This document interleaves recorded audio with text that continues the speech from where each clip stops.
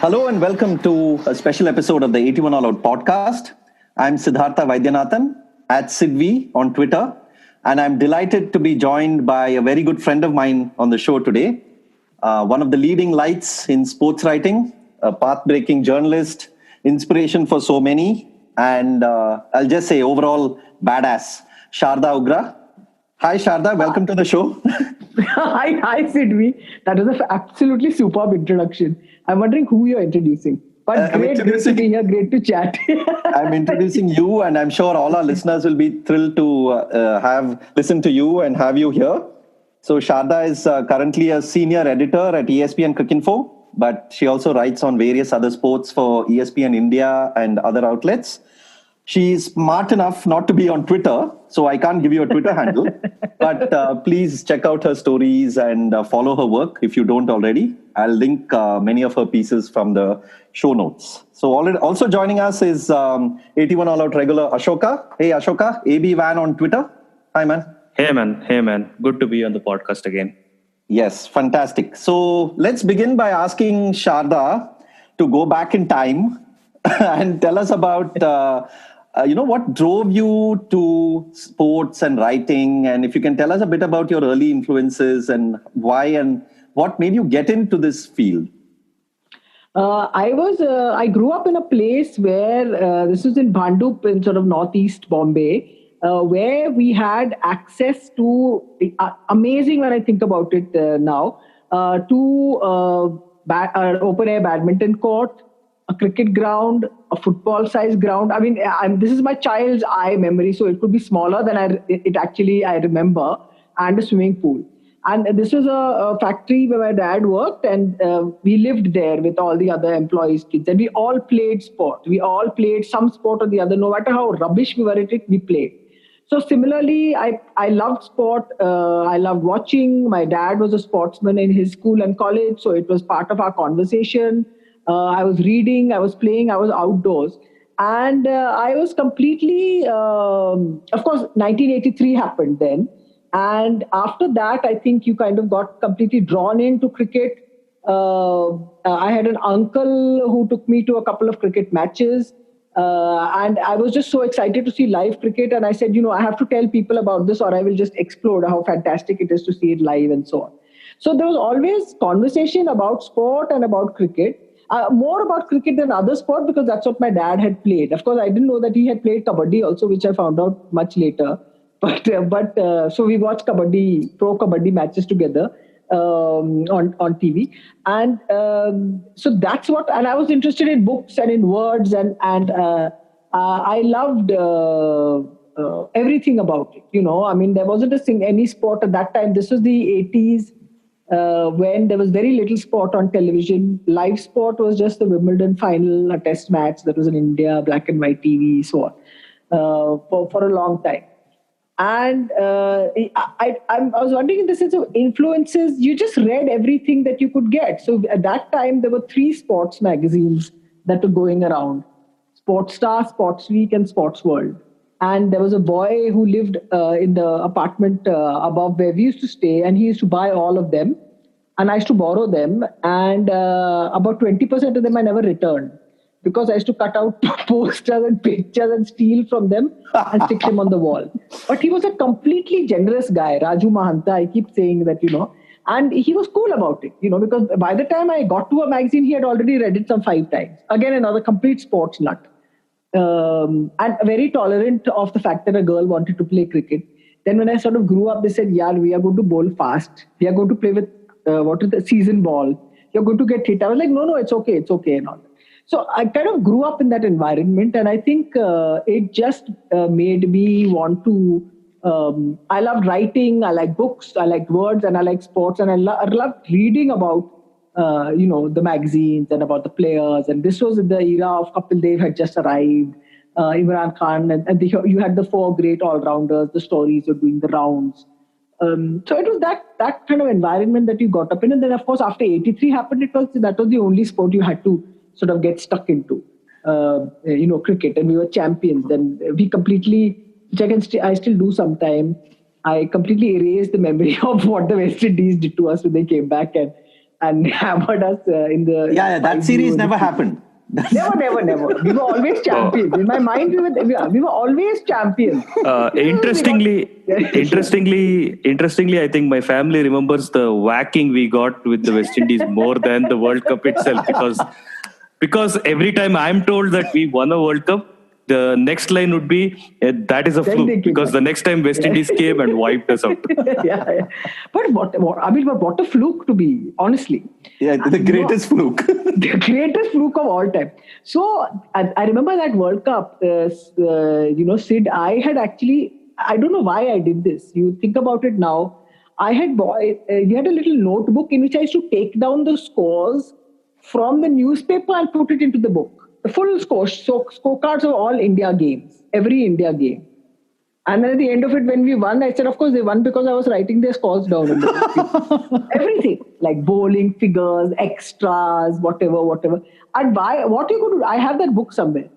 I had no idea why I did it, but I just did it. It was like part of the whole thing, And there was so much time then. Yeah.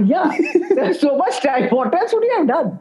It was June. There was no school. It was school has just begun, whatever. Yeah. But it was fabulous. And I think it was at the time, I was too young to remember us winning the World Cup hockey, World Championships. But that I never forgot. That I still never forgot. I remember everything about the win and, So when people celebrate 2011 and I'll say, what are you talking? You don't know what this thing was at that time. No one was expecting us to do anything in that World Cup. And we always used to get hammered, No, we had quite a good series in Australia in 81. So coming into cricket as I was about 12, 13 around that time, we had some pretty good results. And then we had, of course, the Pakistanis who would tour regularly. And, so it wasn't too bad. We didn't get stuck into this sort of...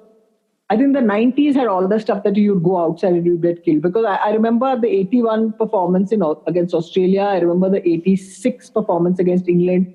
So we were doing okay. We weren't too bad. And then there was the World Championship in between, the famous Audi. Yeah. So that was a great time to be an Indian fan. Yeah, we were winning things. We were winning big tournaments. So it wasn't too bad. It was a good time. It was a good time, and you had your heroes were being created every time. Every time Chetan Chauhan used to get out in the 90s, you would feel awful in a test match. But Chetan Chauhan was a hero. The only one used to this thing with Gavaskar. No, I know, but was he your hero? I'm saying, was he one of your heroes? Of course he was. Absolutely, he was hero. And all the time he used to get out in the 90s. I don't even know how many 90s there are, but it seemed like every innings. Yeah, he never got 100. Yeah, never got 100. And of course, in degrees of heroism, Gavaskar and Kapil Dev were on the top, and then everybody else followed. And my one childhood trauma was my mother waking me up. We had to leave at about 6:30 in the morning to go to school. So get up at 6 and leave at about 6:30 or 7:15. My mother woke me up and she said, Gavaskar's out. I think this was the first test match. It's such a clear memory. And it was like the whole day was ruined. Like my whole life was ruined from that point of the time. Wake up. You have to go to school. Gavaskar's out. I mean, she should have prepared you in some way before breaking that news. Yeah, I know. Yeah, given me like milk, banana. I have to tell you this. You want to know the score? Gavaskar's out. That would be eligible for this thing. I remember getting a Gavaskar's out. That was also at that time we were going through that. Sunil Gavaskar gets out and everybody else collapses after that. But still, then we won the World Cup. So of course, yeah.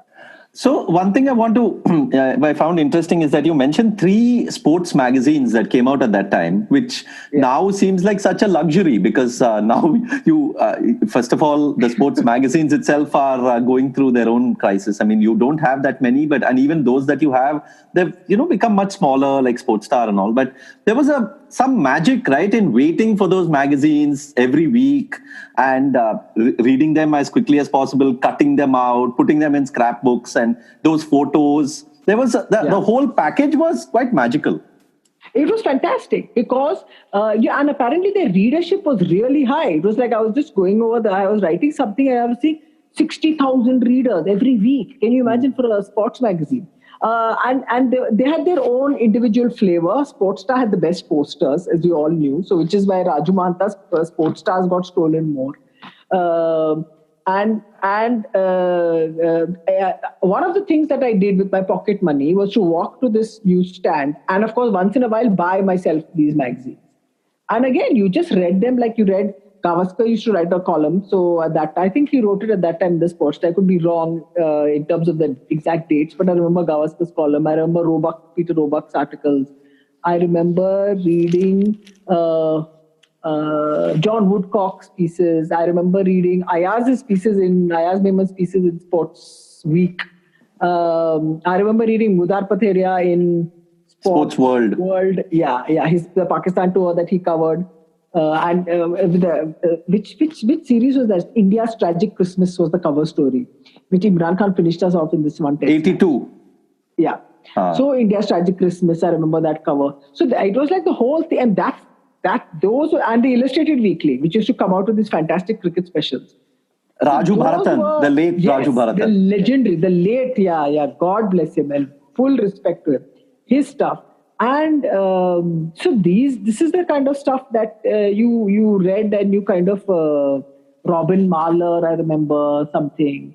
And I always thought the Australians, the pieces that came from Australia, Mike Cower was much more fun and much more sort of zippy, and but no, it was just great because you were like tied in with everything in sport that you love, international, even local sport, your national hockey, swimming, all that kind of stuff.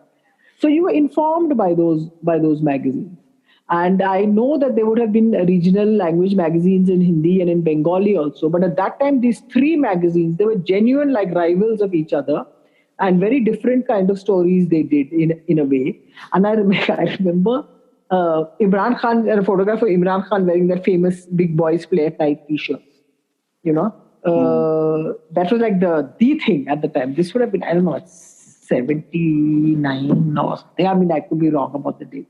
And there used to be a lady called Kavita Chibbar who used to do these kind of very funky, sassy kind of interviews of all these cricket players. I don't know where she went and what happened, but I remember the byline very clearly. And and her Imran piece, of course, I remember like absolutely. But so it was. So you had access to information, and most importantly, you had access to various styles of writing. And you realized you responded to some, and you kind of passed on the others. You read it because it was like, listen, it's here. You had better read it. It's like a compulsory thing you had to do. But yeah, you read that stuff cover to cover, other than the bridge column, which I didn't understand and still don't. Yeah. So yeah, cover to cover, obsessive. Yeah. So you have to tell us about Imran Khan and how you pulled off something that every single person in India, if not every single woman in India, would have been absolutely envious of. Please tell us. Okay, the Imran Khan story. So I have to give full credit to my friend, who's still my friend of these many years. Her name is Ramola Talwar. She and I, we were in college together. Again, sports nuts, sports fans. And Ramola actually was a proper runner. She ran for college and all this. She was very good. I was absolutely bakwas athlete, uncoachable. And but I was a competitor. Always I played. Always. Anyway. Loyal, excuse the language, shit number 6 batswoman, whatever. In school, they wanted me to do basketball and discus because I'm tall and all that. I just didn't get along with it. Anyway, but Ramola was a proper athlete.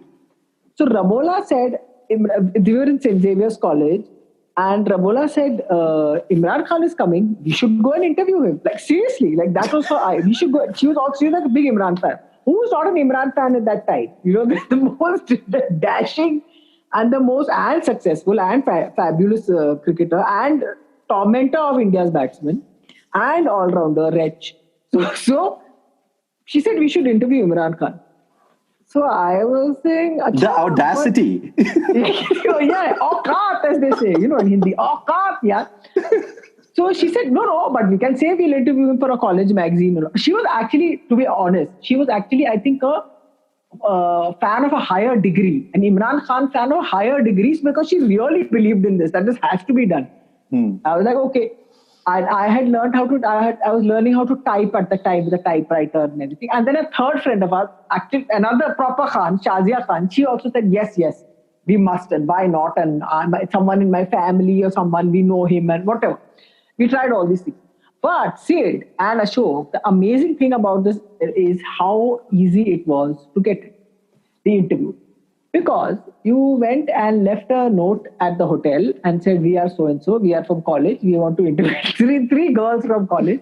We want to interview for college magazine and we will call you.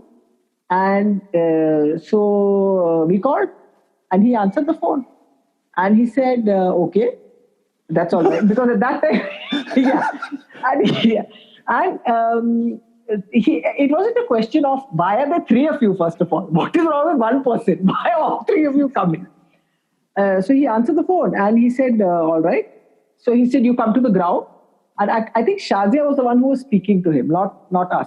I think Ravola was, in the state of complete disarray and whatever, and absolutely excited. Because we actually called from I remember the Taj Hotel number, 202-3366. I remember the number till now. Because oh my God. All the yeah. Seriously, that is the thing. And they said, who are you calling? He said, we have left a note for him and we said we will call him. And therefore, so the operator put, it was in do not disturb us, not that she put the call through. He said, yeah, come to the ground tomorrow in the match and I will interview you after that. So Shazia Khan tells Imran Khan, but we don't have tickets for the match. So he said, I will leave tickets on the desk for you. Oh my goodness. Yeah. But it was versus Bombay or West Zone or Board President. It was one of those matches that it's not like hordes are going to watch. It wasn't like that. So, of course, we got very excited and we said, okay, great, we will now go. So we went, I can't remember, we went to the ground. This sort of sequence of events has passed me by. We went to the ground supposedly to get tickets. But why did we go to the ground to get tickets? I have no memory. Javed Miada is in the bus going out. And we are saying, so either he saw us standing around, this is near the dressing room sort of area. Ashok, have you been to Wankhede Stadium? Yes, I have. The old one. Yes. So where those dressing room, those stairs were, we were sort of loafing about there. Wasim Akram walked past. So Javed Miada just says, what are you doing here? What is wrong? Why are these three women here? Three girls, basically. We were college students. So we said, no, Imran Khan has said ticket and all. So he said, go to the hotel and get the ticket. So then we went to the hotel. We got the ticket for the... so obviously the sequence of events is very confusing, but Javed Miada was very much there, helping us along the way. And we went and watched the match, and it was completely fine. We sat in we got decent tickets thanks to Imran, and we watched the thing.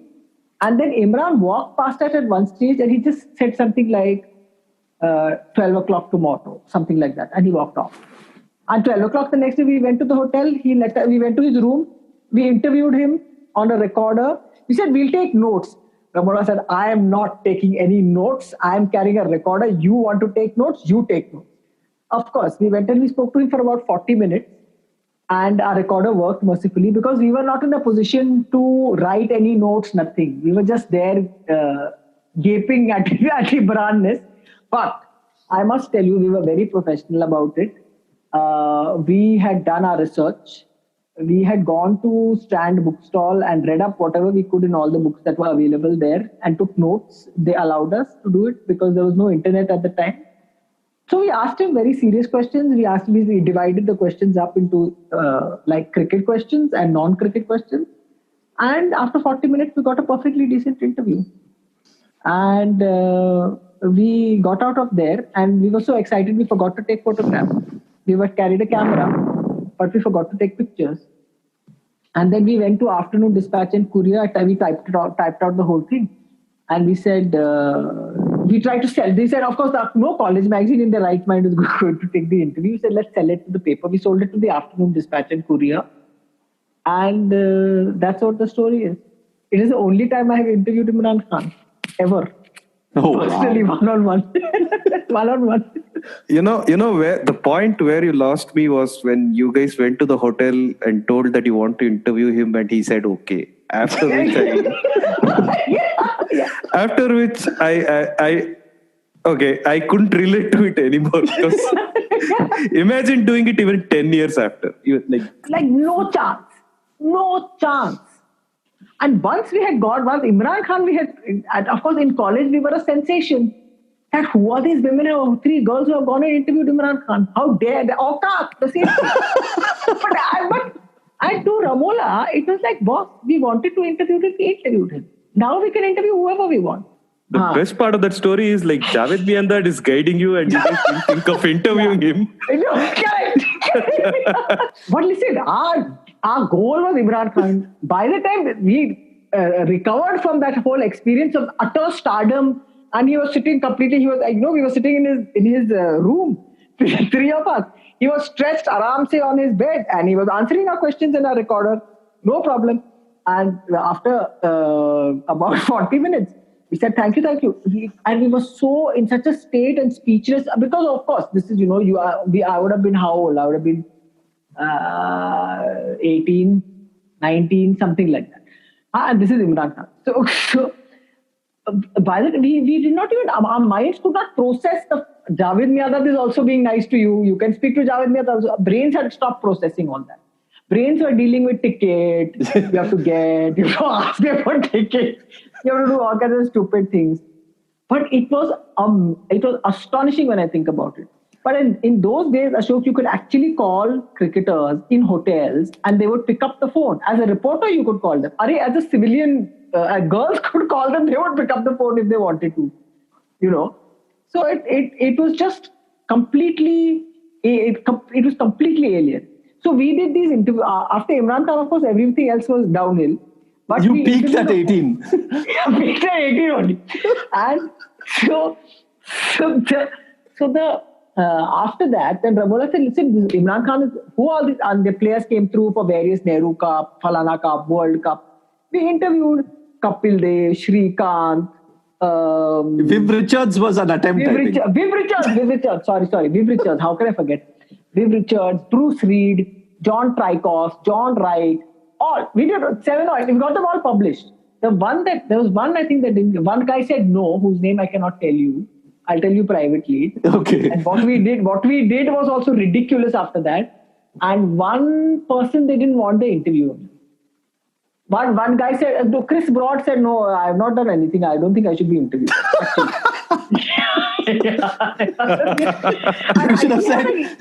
You should have said you will do a lot of things in the future. We want to interview you for that. No, he had a decent Ashes and he'd just come into the English team around the time. Oh yeah, he had a great Ashes. Yeah. And we were like, how can you not talk to us? How can you not speak to us? We have like the world's cricketers are answering you. Who are you? Why are you not speaking to us? Anyway, but we took it as professionally as we could. But seriously, Viv Richards was super. Viv Richards' conversation. But wait, Viv Richards, wasn't there like a thing where Ramola, one of your friends, wanted to change the time? Shazia was the one who spoke on the phone. Okay. Shazia spoke on the phone because she had the most sort of composed and sort of professional sounding and good afternoon type of a voice. She was just very. Ramola was like the brain behind the whole thing. She was the one who was organizing this thing and all that, and saying, okay, this is it, and this is what we have to do next. Shazia was the presentation sort of person. Shazia went into advertising, Ramola and I went into journalism.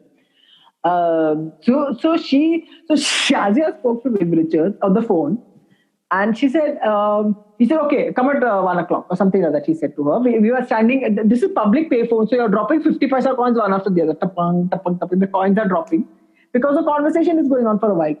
So then she said, can we come at 2 o'clock because our lectures will finish? Viv Richards said, better I tell you the time than you tell the time, huh? She said, yes, okay. Even the composed Shazia could not handle that. And he was fabulous. So every time I meet him after that, I've had a conversation, many conversations with Richard after that. That was the most memorable one. But it was superb. They were all these guys. They were just amazing. They were just sort of professional. They were very gentlemanly, almost chivalrous.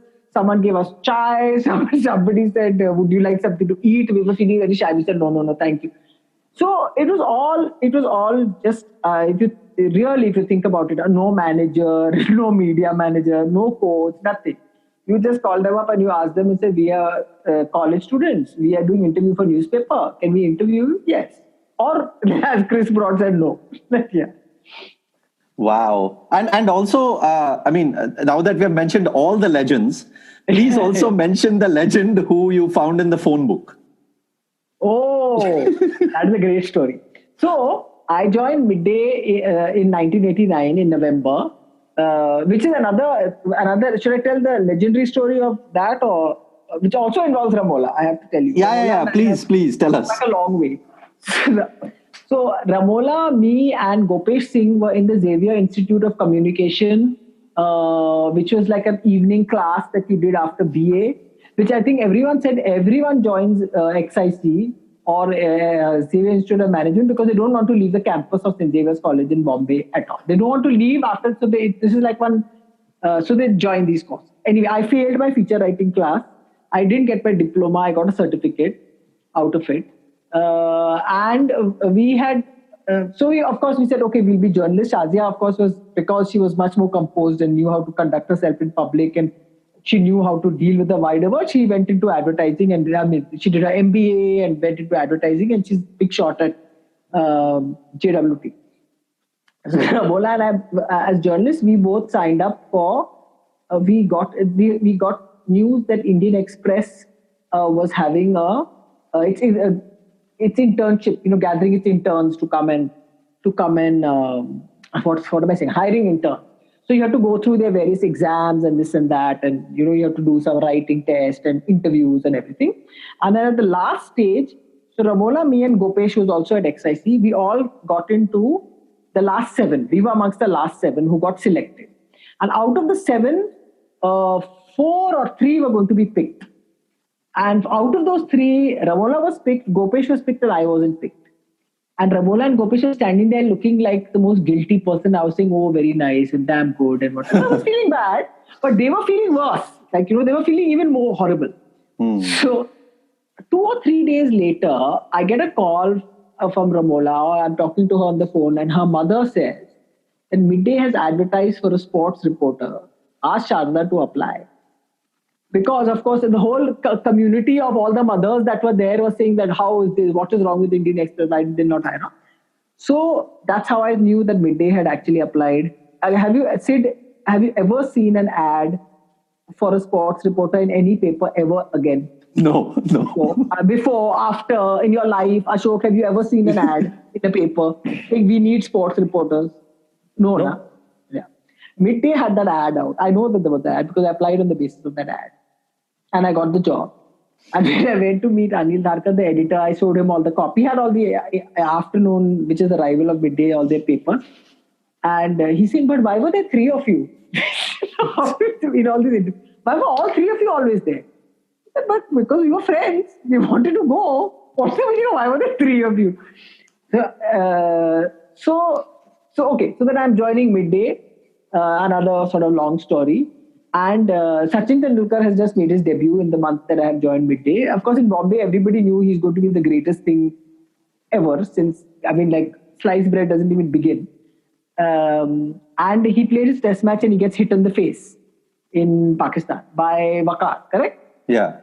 And he gets hit in the face. And then, of course, I'm reporter. There is no editor. There's no sports editor. There is only sports reporter, sports sub-editor, sports, whatever, which is one person, which is the new person in the job, doesn't know anything about anything. So I said, okay, I will call up his family and find out what they are saying. And of course, how do you find out the family number? Because you don't know any other sports journalist who will help you with this number. So you say telephone directory will have the number. So you open the telephone directory and it got about, I think it had a long list at the edge of the page. It had about maybe long list of Tendulkar. Tendulkar is a fairly common Maharashtrian surname. But there was only one Professor Ramesh, whose number was there. 642-1445. I have a good memory for numbers. Fantastic. Yeah. And I dialed the number and his brother picked up it. And brother picked up, father, spoke to brother, wrote story. By the way, that was not the lead story in the paper of the sports page. It was not. It was my interview with Zishan Ali that was the lead. And this was a side. I'm thinking about it now. It's like, who made that page? Okay, I was an idiot. I was a rookie who made that page. But could not anyone see that India's youngest player has got hit on the nose? His family are giving quotes to our sports reporter. Put it on the damn front page, man. You can't put it in the front page. Make it the lead story of the sports page. It is second lead on the page. Zishan Ali interview has gone as lead story. So, anyway, no disrespect to Zishan Ali, but please. I mean, if anyone says that cricket overshadows all sports in India, that page should be shown. Lies. I have it somewhere. And I don't know what is the quote that we had. Sachin has always been brave. That was the quote. And I'm thinking now, I said, what will they do with a story like this now? Yeah. How come there was no sports editor in Midday? Because the sports reporter at the time, because Midday was a very small, tightly run organization full of young people and one very senior news editor who was there. Okay. And the sports reporter who was there at the time, Sunil Warrior, he had got hired by Times of India, so he left. Oh, okay. And there was nobody. And there was only me, who had been hired by Mr. Darkar. Oh, wow. And other people. To be fair, the people at that desk was just great. It was just a great place to work because the staff, all your colleagues were great. Even though you were, and I knew nothing. This journalism diploma that I had done was of zero use. Zero at the time. I'm sure now it's absolutely professional and it's fantastic and everyone should apply for it. But at that time, it did not. I went armed with zero skills, zero knowledge of anything other than I like cricket very much and I have interviewed Imran Khan and Viv Richards and now please have respect. Please give me a job. Yes. And I've heard from people that back then, not just the sports desk, but Midday had quite a number of women working there and also in important positions. Is that true? Yeah. They had. So what happened is that after some time, when they realized that the one novice rookie had come into it and was just learning how to make a page, never mind, have a formula or a plan for journalism at the Midday sports coverage at large. They did get Harsha Bogle to sort of be like an advisor. Then Ayaz came as an advisor. So there were many advisors at various points. But the women, the Shaheen Zakaria headed the desk at the time. There was Meenakshi Shedde and Amy Fernandez who were in the Sunday Midday section. They had them. There was Firdaus Ali who was on the desk. So we had there's a good number of women that were there, and a lot of the reporters were women. Darlene De Cruz, I remember Lata Venkatraman. So it wasn't a place that was that alien. So because it was a young organization, it had younger generation of people working there, and there wasn't that much of what I assume in larger organizations would have been a sort of a bureaucracy or a hierarchy of any kind. It was a great place for a young person to just start working. And what happened after that is when we hired reporters, we hired 2-3 women reporters after that in the sports section. It's almost like it became like, they're the only people who can do proper sports reporting, so they bring them on. So Hemal joined, Anusha joined, and then Prajwal joined. So at that, but we had women that were senior in the job, and so that you saw and that you never felt being odd in that organization because as there were no other women around at the time in sports journalism in Bombay. But you never, and so you do. I did feel odd going to the place where I was the only woman reporter around, but I got used to it after some time. But in the office, it was like office was like home. Office was like you felt looked after by the office. Yeah, and for our listeners, Prajwal is Prajwal Hegde, the tennis writer, famous tennis writer from Times of India. And also, we've spoken a lot about Ramola, but we have to also tell people that Ramola is a distinguished journalist. She worked for AP, and now I think she's in Dubai, right? She's in Dubai. She works for the National. Yeah, she and works at for the the moment, National. she's doing like relentless stories on the COVID-19 crisis and breaking stories. Dapadap. I hope she has contacted Imran Khan for a quote on the matter. Yeah, I remember I met you 30 years ago. Yeah. Yeah. So, talking about at what point of time? I mean, you've spoken about getting into midday, your first job, finding your way. But at what point of time did it strike you, or did it ever strike you at that stage that you were breaking new ground? I mean, it's not that many women who were covering sports on a regular basis. Most of the main newspapers, the main writers were all men. So at what point of time did you feel that sense of I don't know, whatever sense it was? See, I didn't really think I'd ever be a sports journalist because no women got into sports journalism. As far as I knew, there was nobody. Other than that one Kavita Chibbar, whose byline I remembered. Wherever she is, and Farishte Gati, who was a Pakistani cricket writer whose name you saw quite a bit. And I didn't think I knew I wanted to be in journalism, but I didn't think I'd get the job. So when the midday job came, I thought it was like a lottery, that I got a lottery and that I had to be, the whole thing was you have to be taken seriously. You are not there to be fan, even though you are not there to act like hysterical and clap in the press box, and you're not there to be silly. All the sort of cliches that you'll get that women don't know anything about sports, all that other jazz. So I was, most of the time, it wasn't like I am breaking new ground or whatever. It was like, okay, now you have to be full professional. You have to just be, you've got this job, you've got this great opportunity. Don't just, I'm looking for a polite word to say it. Don't mess it up. Don't mess it up. Absolutely, don't make a complete dog's breakfast of this opportunity you have been given. So that was actually, most of my focus was on that. I wasn't thinking about, being a woman or being the only one around or being the first one or whatever. As it happened, just within a couple of years, suddenly it was almost like a perfect storm had been gathering and all these women had been waiting, and then just a lot more women started coming into sports journalism. I mean, along with the girls that were hired in midday, you started seeing bylines, Rupa Rao from Bangalore, Nidhi Kapoor Raj. You started seeing all kinds of bylines everywhere.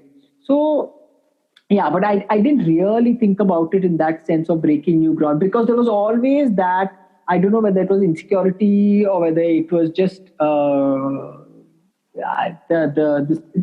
not to fit in as much as not to stand out for being absolutely horrendous, instant. You didn't want to stand out by being bad. You just wanted to do your stuff and get your stories and do your stuff okay. That's all. It never struck. And in that way, Midday was great. Midday sent me, I joined in 1989 November. They sent me to Wimbledon in 1992. Every other sports journalist in the country must have wanted to stab me in the back and say, you, 3 years in the job, not even 3 years, you get to go to Wimbledon. Third-rate person, who are you? How dare you? Aukat. And before that, in 91, they sent me to Sharjah to cover a cricket tournament. The Wills Trophy International, one of those. Yeah, complete. Now you think about it, lots of coaching must have gone on in that tournament. It's the one, I don't know if you remember, where the street lights had come on and there were no lights on and the match was still going on, and India-Pakistan match was going on and it was dark. Yes. And they were playing. Yeah, yes. That's the one. That's the tournament I'd gone to. Yeah. And so Midday sent, So Midday just gave you the sense of, it doesn't matter. You know how to write stories for us. Go cover whatever you want. We'll let you go. So that way the organization made me feel wanted and made me feel appreciated. And I have to say this, and I'll never forget it. So, okay, what happens is that on my last day in Sharjah, I have either come in after doing some assignment or something, or I'm about to check out or whatever. There's a telex message waiting for me. At that time, telex was the means of communication, which, by the way, I'm sure Ashok and Sid, you have never worked with in your life. Have No, you? never. Yeah. Never. Yeah. The only telegram I know is the app Telegram that is used these days, like WhatsApp. I mean, like millennials or whatever generation you are, I mean, you have no idea. So this is my theory, that when all electronic transmission machines are wiped out with one EMP surge that will happen because, of course, some nonsense will be going on, our generation of people will know how to operate telex machine. You see, then the world will come back to us and say, please, can you operate the telex machine? And we will know how to do it. Except there will be no one to receive at the other end. So, this telex message is waiting for me from Tariq Ansari, who was at that time leading the paper, Khalid Ansari's elder son. He was running the paper at the time. And it was just, and the message said, we are so proud of you. You have done such a good job. We are, fantastic, and welcome back. And we are so happy to have sent you. In my life, I have never got a letter from any of my employers. I love all my employers. Thank you very much. But so that was the kind of vibe that there was in midday. I think that had a lot to do with how I dealt with everything else that I faced later on. Is that initially I was made to grow up in a very secure environment in that sense. Wow, really, really amazing. Ashoka, have you recovered from that Imran Khan interview yet? Yeah. I will. But I was expecting some story of great adventure where you finally get to meet. Nothing. You just went and said, "I want to meet." Called him on the phone. No, but then he left tickets and all for us. How happy we were about that, yeah.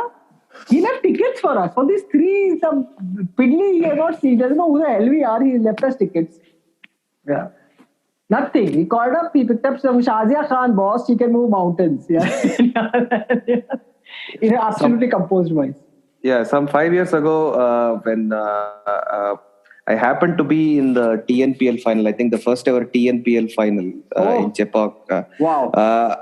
So I was on work there. So one of my colleagues spotted Alan Border, and I just went and sat with him and said, "Sir, great pleasure to meet you." And he said, "Yeah, fine," and all that. We had chat for 5 minutes. How was the match going and stuff like that. And I came back and I forgot that I did not take a picture with him. I'm feeling much better to hear that. So for the next, is when you have a mobile phone in your hand, please think of us who are using some camera which one of us only knew how to operate. So for the next 1.5 hours, three of us colleagues were putting devious plans of how to go back and without disturbing him, how to take a picture which looks like. Eventually we did not get the picture because he moved into, he had other commitments, he moved away from there. Gosh, terrible. But I have to tell you this other thing that we did.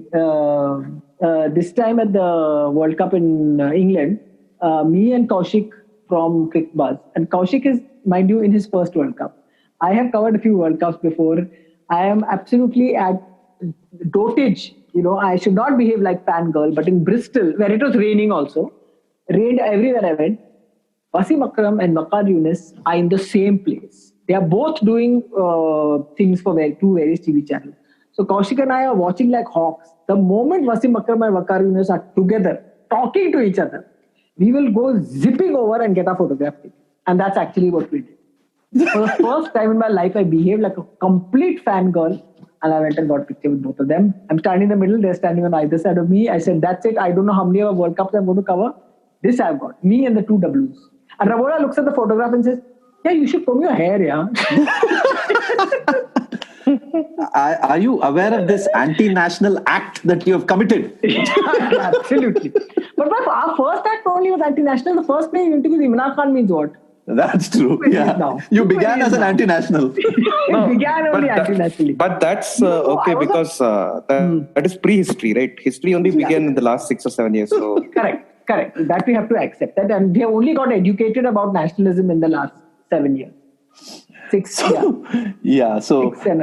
before this podcast gets banned, we go into territories that gets this podcast banned. let me come back to so with such and your studio and phone destroyed. Yes. So with such great opportunities and such a great environment in midday, what got you to leave and go to the Hindu? Now when you think about it, I'm saying, what were you thinking? I think the whole thing about midday and the Hindu was a national paper. It was the parent company of Sports Star. Please remember this, Sid. Yes. Sports Star. Yeah. All my stolen posters from Sports Star. So when I was made the offer, I think I had worked 4.5 years for midday. And for me to say that, I thought I had done my time, and was absolutely wrong, it's rubbish, because I was just starting. I mean, I don't think as a sports journalist you ever figure out where you are and what you're about until you've done about 10 years and you say, what the hell have I grown up doing? And but after Imran Khan, downhill. So I think the idea of working for a national paper, for working for a morninger, was maybe one of those things. I'm trying to remember if I had any falling out with anybody at midday. Nothing of the sort. I think because it was a bigger place. I think it was a bigger established organization, maybe seen as a more serious organization in that sense. That I think I decided to move. I have no memory of, now I'm thinking about it and I think back. But I remember when I said that I would leave, I felt absolutely awful, because everyone feels, if your first job is the one that you really enjoy, it's very hard to leave it because you're very emotionally attached to the organization. And it's literally like you feel you're stabbing them in the back. Then when you get older, you realize that, hello, it's an organization. They will manage without you. Please go on to wherever else you want to go. So I think that's what was there. And then that it was good for me to work at the Hindu for the amount of time that I did. I think I did go there because it was a larger organization and it was a morning and it was a serious paper. Midday was seen as, the tabloid paper, part of Bombay. This is what we did. But it was great trade. So, and the environment must have been vastly different too. Hindu being the more traditional, old-style newspaper, and midday being like the freewheeling young newspaper. And it used to have the page 3. Midday had the page 3 for a long time, which is not a Sun magazine page 3, but it had glamorous photos of women on page 3, and they were absolutely not embarrassed about it at all. It was called Midday Mate, in case anyone remembers. Yeah, I remember. Yeah. You would. So, what were you saying? No. Yeah. So the environment of work at the Hindu. Completely very different. Conversation was very, very different. And I remember I had met Mr. Krishnan, who was the sports editor at the Hindu, about twice in my 6.5 years there. And I would have spoken to him about maybe 5, 6, maximum 10 times in about 6.5 years that I was there on the phone. So it was a great organization because again, you got a kind of a rigor and a discipline in your writing and your work that helped you, the one thing, because in midday, you're always going to events to do some story that is different from what the morning papers are going to write. So it was an interview or some post-match quotes, or let's go and speak to the person who was standing by the door, who took the drink out to the player when he fell down, or whatever. It was that kind of. It was like a different story that you had to do. In midday the angle. The angle, yeah. Angle chahiye. Angle chahiye, yeah. You obviously, Clayton, you had many conversations with our friend Clayton Morzello. Yeah. Both angles, a different angle. Everything is a different angle. Yeah. And the time, I have written a profile of a horse also, by the way. The favorite for the Derby, I have written a profile of the horse. Starfire Girl. Love it. So the Hindu was completely different. No angle, just tell us what happened in the match. So you had to write your own scorecard and send in the scorecard. Included table tennis scores, which were about 400 words of scores and about 150 words of story. But scores had to go exact. And you had to... the habit that you got into then with the Hindu was you had to be during a cricket match, you had to be there when the first ball was being bowled. and leave, of course, only after the last ball is bowled and your press conference work is done. So many times that these, in number of Dilip Trophy or Ranji Trophy or local matches that I had to go to cover, the only people at the ground were the players, the stadium officials, the scorers, and the Hindu reporter.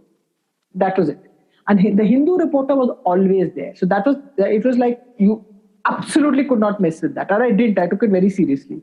And I used to travel with a calculator because I was very bad at adding up scores and everything. So the calculator had to add up. So even the scorer gave you the scores, you had to double check them. That was like, you could not send a wrong scorecard to the desk because you thought someone would catch you and you'd be fired the next day.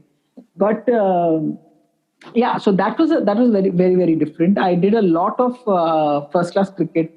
I reported on matches from Surat and Valsad and in that western region. Did a lot of tennis. Covered sailing, which I absolutely love reporting on. And yeah, it was a completely different experience, and it had a certain discipline to it. I think that was good for me to get at that time when I did. And you wrote for Sports Star. They allowed you to do interviews. I interviewed Kamlesh Mehta, the table tennis champion, when he retired, and it was a 9-page interview, and Sports Star carried every single word of whatever I asked him, and he answered. Wow. So you covered sailing. Love it, absolutely love it, Anand. It is the greatest. I love cricket, but to report on sailing, nothing like it. Because do you sail as well? You're bad or what? No. I mean, I love boats. How do you cover it then? Okay, you talk to sailors and they tell you what happened. So what happens is at a sailing regatta or wherever you go, if you want, they will take you to the course. And they'll take you to 3 or 4 parts of the course, which is where the boats come around and change direction. And you can see them going from... you can see them going from, you can see the lead changing, you can see them coming, they're coming from that line where they make the switch, and once they take the turn, so it depends on who takes the turn the fastest, which angle is he coming from, what the weather is like, what course has he decided to go on because he's read the wind better than the other guy, whatever, wind, weather, tide, whatever. Anyway, so with the sailing thing is that it's 2:30 in the afternoon. You are out in the sea. You are carrying one notebook and one pen. That time we had no mobile phones. And everybody else in the world is working in their office. And you are saying, this is my job. I have to write about this. I am sitting in the outdoors in the sea. The breeze is blowing. Boats are coming. In some time we will see the boats arrive. So we will know who takes the turn, who takes the lead. You will take down notes. You will very faithfully write down what you see, and then after that you will go and ask the sailors, "This is what you saw. Is this what happened? What happened on this leg? What happened on this leg?" And that's your story. Absolutely the best thing. We did this. Me, Sunil Warrior, and Anand Venkatramma, reporter from the Indian Express at the time. We covered 8 or 10 days of World Enterprise Sailing Championships in Goa. Oh wow! You get it. I told you, greatest sport to come. And I think in all these sports, I mean, because the number of people covering was so few, and because the number of, I think the people who take part in these sports really respect you, and they talk to you, and they want you to write as much as possible about them. Yeah, and you are going there filing 800 words, say 600 words, and no one in Hindu sports there cares who has won the 4th race of the World Enterprise Sailing Championships. They know that a space has to be given to this, so they're waiting for it.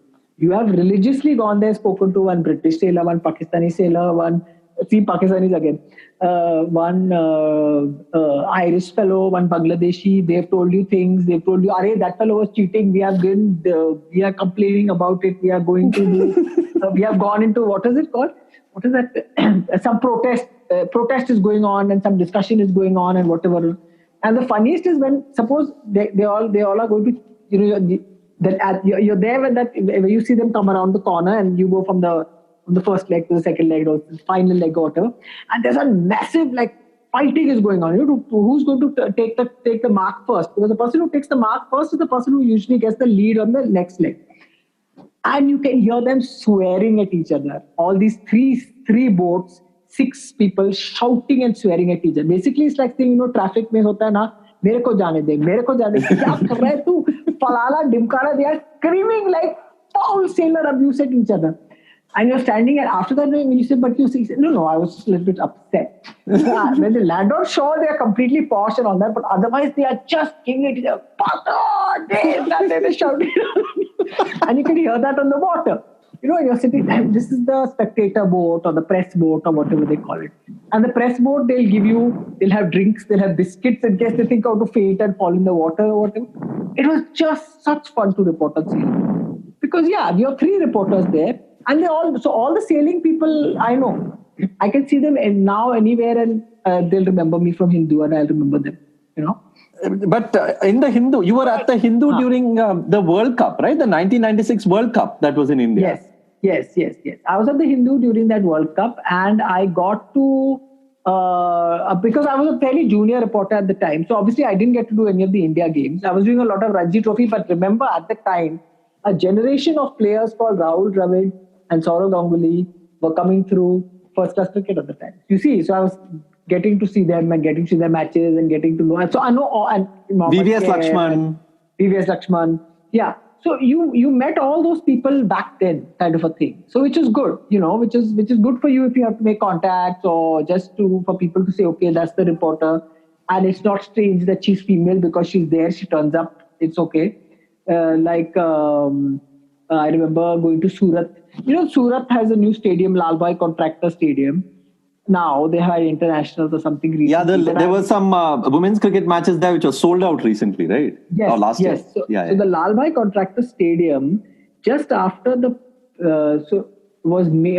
I had covered a match in that when the stadium was still not fully constructed. As in that the basic clubhouse or whatever area, pavilion area, it was a construction site. And there was a shamiana there was like a shamiana cloth separating the 2 dressing rooms. And we were sitting on the first floor, us reporters. Hemant Kekre was also there. And we had like girders and rubble and sacks of sand or cement and all lying around. So it was like that was Lal Bhai Contractor Stadium. And similarly with the other Hindu game match I had done, it was in the stadium in Indore, which has now become the Grand Holkar Stadium. It was called the Usha Raje Trust Ground. And it had, again, one small, like a shed, not a shed, like a concrete block, which had the 2 space for 2 dressing rooms and a shamiana for the reporters over there. And just grass and that's it. So, but it was fun doing all the domestic matches. But again, at that time, the kind of ease with which people got used to you being there. And I look at it now, I just feel I was just so fortunate that it was like that. So 96, So 96, you got a great chance to interview again all these stars who were there. Yeah, but that time you didn't interview all the big stars. There's a photo I've seen though of you sitting on the lawn of the Wankhede. I think it was Wankhede. No, Bombay Gym. Bombay Gym. What happened there is that the Australians came to train. The Australians came to train in the Bombay Gym. And so me and Amit Karmarkar from Midday, we went to interview Steve Waugh. We said we will go to interview Steve Waugh. So we went, as in that was we thought you'll take a chance and do it. So Taylor finishes his press conference and Steve Waugh said that, okay, these 2 reporters were there. They want to talk to you. But that time it's only 2 of us, mind you. And it's Steve Waugh. It's not like it's some ordinary cricketer at the time. He has already won a World Cup. So he said, okay, fine. And he said he'll sit and we said, do you want to sit in the shade? Because of course we wanted to sit in the shade. But he was like, no, I'm fine here. He was wearing his sunglasses. So we sat down next to him and at his feet and we interviewed him. So we got to do some of that stuff. But I didn't get to cover the India-Australia match. I wasn't doing that match. It wasn't my match to do. It was GV, he's senior. He was doing the match. I was doing the one that was 2 days after that, which was Kenya versus West Indies in Pune. Which was an even better match to cover. Yes. which was a match that was taking place when Pakistan was playing South Africa on the same day. And everyone, in the Maharashtra, that Nehru Stadium, in the MCA office, the TV was on because everyone said, what is this West Indies? And Kenya is playing. We will watch Pakistan on. They kept the television on because when the serious match would start. And then we know what happened. So it was like just, seriously, at that time when the result came, and I got like main story in the Hindu massive 8 columns, like almost half page. Whatever I wanted to write about that match, I was able to write. Nobody touched my copy. Nobody did anything. Because normally one sub in the Hindu, depending on who the sub was. If there was a strict sub, all your fancy flourishes and your little jokes and everything would just be killed, destroyed. If the sub was maybe someone your age, slightly closer, who had a bit of a sense of fun, then you could tell when you wrote a cricket report, you knew what kind of treatment your copy was for by seeing the next day what was published. That copy was the best. That copy just got ace coverage. I've got clippings of the whole page. I've got clippings of just that particular clip. And don't ask me what I'm going to do with it. It's there to see. One of the people who had worked for the Hindu, I won't take names here, had said that the Hindu desk is where metaphors go to die. Any metaphor killed, over, gone. Yeah. Destroyed ruthlessly. But you know what used to happen? So this was it was my way of doing it. I said, okay, looks like this is going to be a good match for me to cover because the sub hasn't absolutely turned my copy into, it hasn't been made into agency. So, and if it's not being made into agency, that means you can put in jokes, you can put in metaphors, you can put in analogy, you can put in idhar-udhar, you can slip in whatever you want, But it was fun. It was good. And but all your creative writing side and all, you would take it out in the magazine. I remember actually, it was so embarrassing. I actually wrote a thing. I saw Graham Pollock play a cover drive in Brabant Stadium in a BSA Masters. Masters Cup. That was great. That was also a great thing. It was just unbelievable because he wasn't young at the time. And he was not, but he just stepped out and it's he could see it, he could, the ball had got cover drive written on it. And he just stepped out, he made chutney of that ball. And he played with it complete beauty. A left-hander's beauty, it was left-handed beauty. So I wrote about it and I said something and something like this is called God. It was just cut out of the copy immediately. I said, I was trying to say what it's like to see the great players of that generation play and I said something I can't remember. It was just completely overblown sort of praise in which I compared Graham Pollock's cover drive or Graham Pollock only to God. No chance of it surviving in the Hindu. But Masters Cup, I can't remember how many games I did. And I went and interviewed Kim Hughes at that time, who was my hero before he left and went to South Africa. But he was good. I was shocked that he and Ian Chappell had made peace because I had it in my head till then. So you have to tell us about your other hero because you went to the 96 World Cup that match to interview Steve Waugh, but not your favorite cricketer, Mark Taylor. I know, yeah. But I think this is before Peshawar, no? So Peshawar is that time my favorite cricketer was Kim Hughes, who I was still nursing grudges against Dennis Lilly and everybody for being mean to Kim Hughes. But I'll link that piece that you wrote about Mark Taylor. It was such a fantastic piece. So what drew you to him? The Peshawar Declaration. He wasn't the most scintillating batsman to watch, one must confess, but he never got out. He was reliable, stolid, sort of, old style. What is that word? Nuggety. I don't like it all, but it's used a lot. He was that kind. But as a captain, he was just genius. He could just pull things out of nowhere. He had an intrinsic ability to take a risk and to know how to work with the players that he had with him. Because in '95 they had gone and beaten West Indies, which at that time was a massive win in the West Indies, and he had bachas with him. And for the fact that the Australians had not reached that level of we are going to treat you like you are absolute garbage and you don't deserve to play us. Okay, don't play us then, They hadn't reached that level, that nonsense level they had not reached yet. I think that was under Steve Waugh's captain. The mental disintegration nonsense and all was not there. They were competitive, but they were not in that kind of righteous they hadn't reached the righteous brothers stage yet. So the big story around that time when you were covering, you of course were not, doing that many tours and international games and things, but of course the overarching story of that late 90s was match fixing. Yeah. So, and of course we'll come to, your 2000 coverage of the aftermath. But tell us also about when things were going on. There were always, you speak to journalists, they tell you the murmurs were always there, but because of no conclusive proof, nothing could be put in print. Did you feel the same way? No, we were just utterly clueless. Oh, we really? had no idea what bookies were. We had a sense there is something called bookies. Now this is what 90s. I'm in my 20s. Okay, at the time. Extreme stage of naivety and sort of hero worship is there still. You'd believe that cricketers will not do wrong. All that kind of phase that you have. Of course, this was in the zamana before everything broke out. You kept hearing things about fixing, betting, bookies. But at that time, there was not, we didn't have phones in the press box. It was all very much in this gray area of not knowing what the hell was going on, not even understanding the illegal bookie network or mafia network.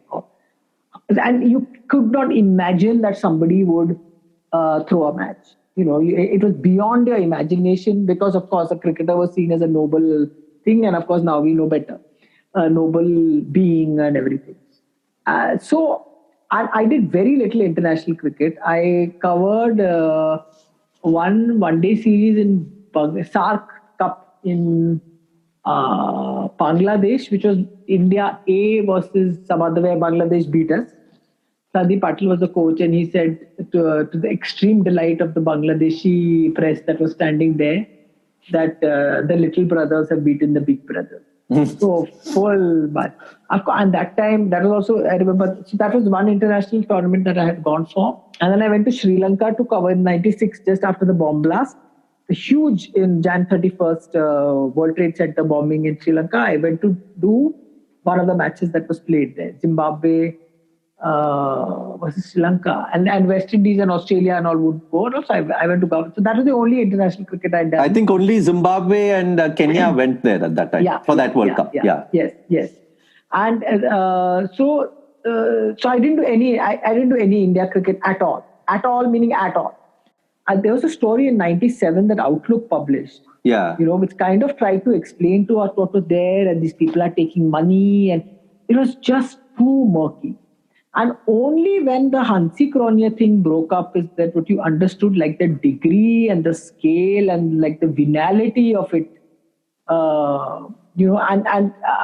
It was shocking for me to hear the names that came up at the time. Azhar, for one, I think even people who knew him well were shocked to hear that he was there, because Azhar treated me quite indulgently and quite like, in a very kind of relaxed manner. And he would, when I was in midday, he would give interview and he would talk to you, an angle ka story you would get. And, I actually, Azhar, once for a midday interview, I had gone for a junket for the inauguration of, this country club that's there in Hyderabad.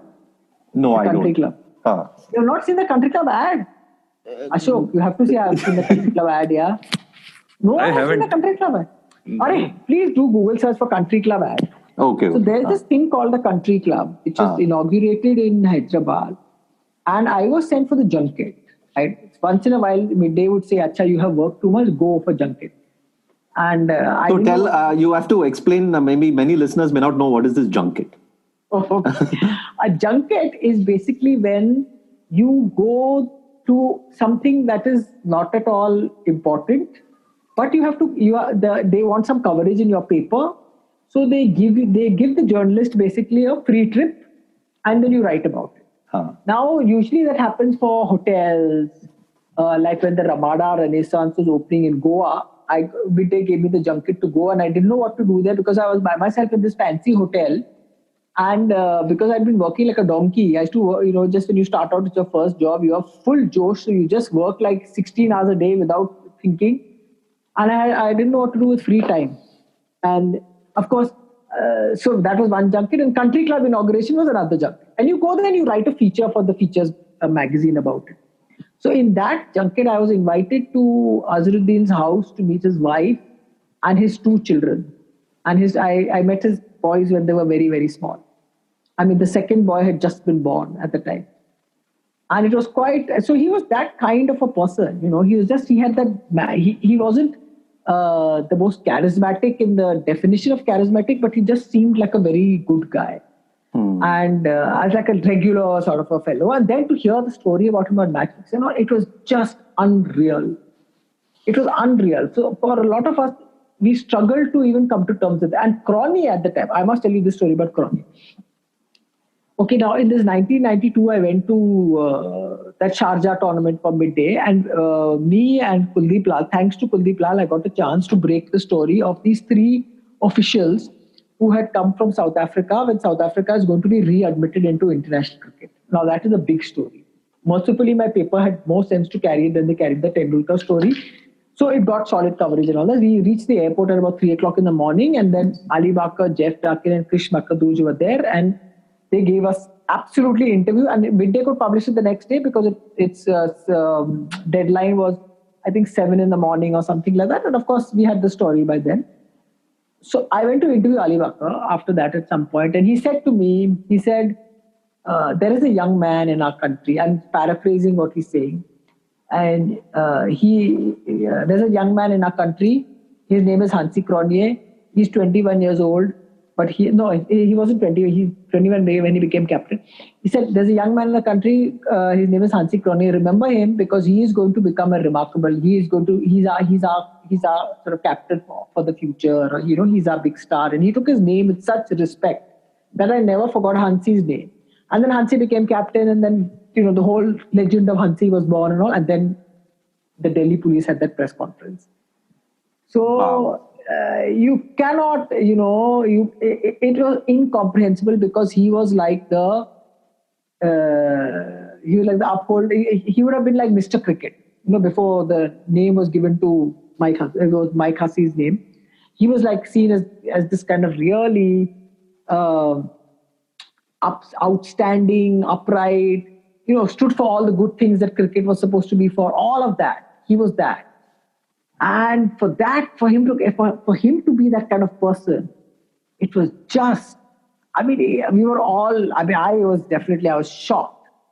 Then that you started believing, because we read that story in the Outlook magazine, you knew something was up, but we were shocked. And when then the proof started coming out, then you just said, oh, forget it. This is just not, you have to kind of grow old, you have to grow up pretty fast. And Hansi Cronje, I remember one of the distinct images I have of him in that 96-97 when he came to India for that series, and they had that Titan Cup also. Yes, whenever there used to be a post-match press conference, the post-match presentation, when he had to come and talk to the commentators, he used to always remove his cap. And then he would talk. And then he would put his cap back on. And you thought, oh, what a gentleman. He's so amazing. Yeah. And it is such, imagine it's something. He was like the Kane Williamson of his time. Yeah, exactly. Yeah. In a different kind of a way. Williamson's a slightly different, poor Williamson. But honestly, he had that kind of, this is before social media was and that kind of thing, but he had that kind of a image, and he had that kind of respect in the world of cricket for being just absolutely solid, guy. Absolutely, you can bet your he's absolutely. You want to marry your daughter to him or whatever it is, the whole thing. Yeah, marry your daughter, make him captain. Give him your company to run, whatever. Give him your house, give him everything. Give him your house, mortgage your jewelry to him, whatever. That he was like everything. He was like everything. And not an outstanding cricketer per se, just a very good and a very sort of hard, constantly battling kind of a player, and all-rounder. The whole. He was like a complete package of goodness, And great captaincy record as well. Yeah. Exactly. Phenomenal record. And then when he became captain, apparently, then we read this story, and you were like so impressed by it. Someone asked him that whether he wanted to be. What was it he said? He said, what will you be willing to give up to be captain of South Africa? He said, I'll give up my youth. Oh, wow. Apparently. Yeah. Can you imagine? So full of quotes also. Yeah, what are you willing to give up? My youth. So he was like that. And then you heard the story of him and that shady fellow and leather jackets. And you're saying, what the hell, yeah? Yeah. And then after that, then you just believe like, okay, fine. And then after that, you go to South Africa in 2000 for the King Commission hearing, and you see him break down like that. And tell us about that whole trip. Yeah, that was just that was a crazy, crazy story, because I'm here in Hindu covering Valsad, Duleep Trophy, Shamiana, women's ITF $25,000 women's tennis tournament. I made great friends in that, because I was with all kinds of sport people at the time. You're covering all that. Then you join India Today. Because, of course, why are you joining India Today? Because you think, you have to only write one story in a week. What is there to do? Of course, you can do it. Easy peasy. So, and of course, it's India Today. That time it had a reputation. It didn't have these crappy TV channels that are there with it now, and these absolutely rubbish things that they're doing on social media these days. I mean, they can now, it's okay. They paid on me all my dues, and I'm very happy. And they were very good to me and for my career. They were fabulous. But the India Today that is there now and what it was even when I joined is just two different worlds. Anyhow, enough of the ranting. So I joined India Today, and then I'm told that, so this is about, I've joined on a Tuesday or something like that. Or I can't remember what the day was. And I'm told that, the big story in cricket is now happening in South Africa. There's the King Commission. We think you should go and write us a cover story. I was just saying, what? But I don't know anything about anything. And then I said, okay, I will do it. What is wrong? Why have I joined India Today? At the most, what will I do? They'll sack me only. I'll write a rubbish story. At least I'll get to go to South Africa and see what's happening and come back. So when I'm filling in the visa, my visa form is filling in South Africa visa form. And then, of course, because India Today, people were connected to like everybody. Like they're connected to the highest office of the land kind of a thing. That's what you felt in imagination. That calls are being made to the South African High Commissioner. This is happening, that is happening. The person has been giving all the, okay, let her fill the forms and all that. I'm filling in South Africa visa. How long have you been employed in your current organization? I've been employed for 2 days. 2 days. That's right. And I'm told that you have to go to South Africa. So I wrote less than 1 year. That was the answer I put. Less than 1 year, and yes, I'm going to South Africa. And literally, I could go and get my visa within, say, I submitted it at 4 o'clock one day. Next day at 12 o'clock, we said, go to the office and collect. So this was like the wheels of power had moved and everything. So I go to South Africa. And of course, which place in South Africa are you going to? Absolutely hard times. And oh God, what to do? Some people have to do this really hard. Yeah, Cape Town. I'm going to Cape Town. So I reached Cape. It's completely surreal and alien. It is June, July. And I think, okay, but it is freezing because it is the southern hemisphere. And I am wearing salwar kameez. There is no way. How I survived that trip because of Mr. Prabhakar, who was a Hindus correspondent in South Africa. I'm borrowing his jacket, I'm borrowing this, I'm borrowing that from various people. And some other people were there, so they're letting me stuff. Anyway, so... Not Manoj Prabhakar, one of your favorite cricketers. No, not Manoj Prabhakar. No. ML Prabhakar. Okay. Prabhakara. He was Hindus correspondent there. So... when you go there into this King's Commission thing, it was just, again, it was unreal because anyone off the street could walk in and listen to the commission hearings. And as a reporter, you're standing there with pen and paper. You're surrounded by like the average normal people of South Africa watching what the hell has happened to this hero. And he's sitting there in his chair and he's becoming smaller and smaller and smaller. Because the judge is just like kind of, the prosecutor is just hammering him. And the judge looks at him and he says, Mr. Cronier, the truth shall set you free. And I was thinking, thank you, my story is there. The headline has arrived. But remember, this is India Today, so you have to do like 1,000 other things around it and all that, but whatever. But in terms of that, I never forgot that time. And the judge was trying to be kind of as, understanding. But he was a judge, so he knew what the hell was going on. And Cronier was just literally, it was like he was crumpling in front of your eyes. And you could see the thing, and you could see that he was genuinely contrite. And then he said this other thing, which again just stayed stuck in my head. He said, I cannot tell you the shame I feel and the unfortunate love I have for money. Oh, okay. Very sad. And he said this like in front of you, and you're standing there, and you're saying, 3 days ago, I was in Delhi, and I was entering my job, my new office for the first day, and I'm standing in front of it, listening to Cronje saying, I cannot tell you the shame I feel and the unfortunate love I have for money. And in those two sentences, it kind of explains to you what happens to even the most, maybe not everybody, what happens to people that are, the unfortunate love for money is something that will either it's not, you don't love it that much, or if you love it, then it just can destroy you, which is what it did to Cron, in that sense. So Yeah.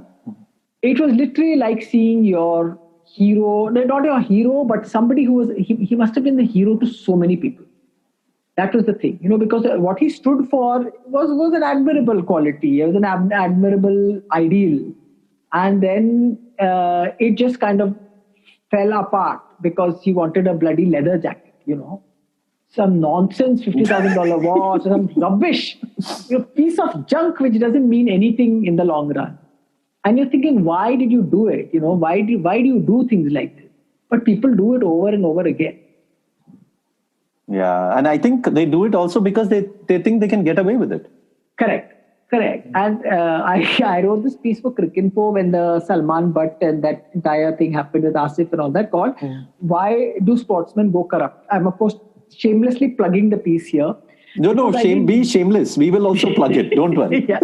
Because, so I spoke to psychologists, I said Mike Braley sent me answers to an email, I spoke to Sandy Gordon, I spoke to some human research person human resources person who had conducted a research on it's called it's a personality kind of thing. Is it in an environment like this where you have sports people who are talented, everyone is alpha male fundamentally, not like any, there'll always be that kind of a personality attracts those kind of, attracts, they want to take a risk, they want to take a dare.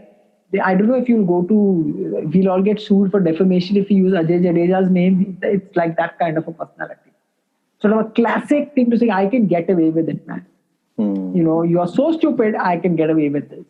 And Hansi Cronje was not that kind of a person, but he certainly had would have had a certain sort of attraction towards doing something dangerous, doing something. I mean, if you can gather your whole team around and tell them that they all have to throw that Mohinder Amarnath benefit match or whatever that nonsense they played. Yeah. I mean, that takes some kind of delusional grandeur to think that you can get your whole team to fall in with this trap.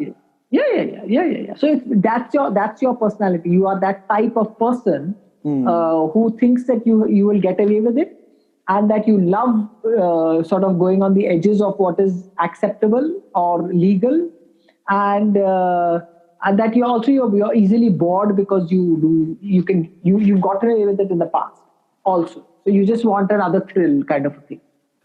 That was my analysis of this great thing, which you will please read in that piece that I'm plugging. Yeah, but also isn't it also that there is actually a divide between the cricketers of the 80s and the 90s, purely not in terms of individuals, but cricket as a game. It became a wider market in the 90s. So economically, your earning capacity went way higher, right? And most of the cricketers who came in the 90s were born in the 70s and 80s, right? Like 70s at least. Yes. So from a lower middle class to a decent paying job, now you have a shot at being a millionaire. At least with Azhar, that was the case, right? Like from humble beginnings, now he had a shot at a... Yeah, I mean, I have a theory about Azhar, which is just, on the basis of the fact that I remember him as that sort of captain figure who was, good to a junior reporter like me at the time. So I have a feeling Azhar got caught into it because he was a bit of a bhola in many ways, and I feel he got caught into it, and before he knew what he could do, he was stuck. And then he kind of but this is just a theory based on absolutely nothing, and certainly not on the nonsense movie that they made. That should be banned. If anything should be banned, that. Really. And then he tried to sort of rationalize it as he went along. I would really love to be able to sit down and talk to him and say, listen, what happened? Can you tell us? Because he is still, I have to say, he's still very much loved and thought about rather regretfully across people who knew him, who were growing up, younger players growing up at the time, sort of VVS Lakshman's generation. They think of him very differently than they do, say, of other individuals involved in the entire saga, whose names I cannot take. So that I think, but that's my other thing. I don't think that it would have happened to, the thing about the stuff about money that you're saying, that they suddenly came into a lot of money. Of course, that is a factor. But why is it then a factor for people? So in that story that I wrote, the article that I wrote, I said the same thing, that people of the same, like how can two people from the same family respond to a bookie's asking them for information in different ways? Steve Waugh and Mark Waugh, you got two different responses from it. How can people who are like Salman Butt came from a very pedigreed, very cultured, upper class, educated family, spoke good English, therefore won over the entire English press very easily.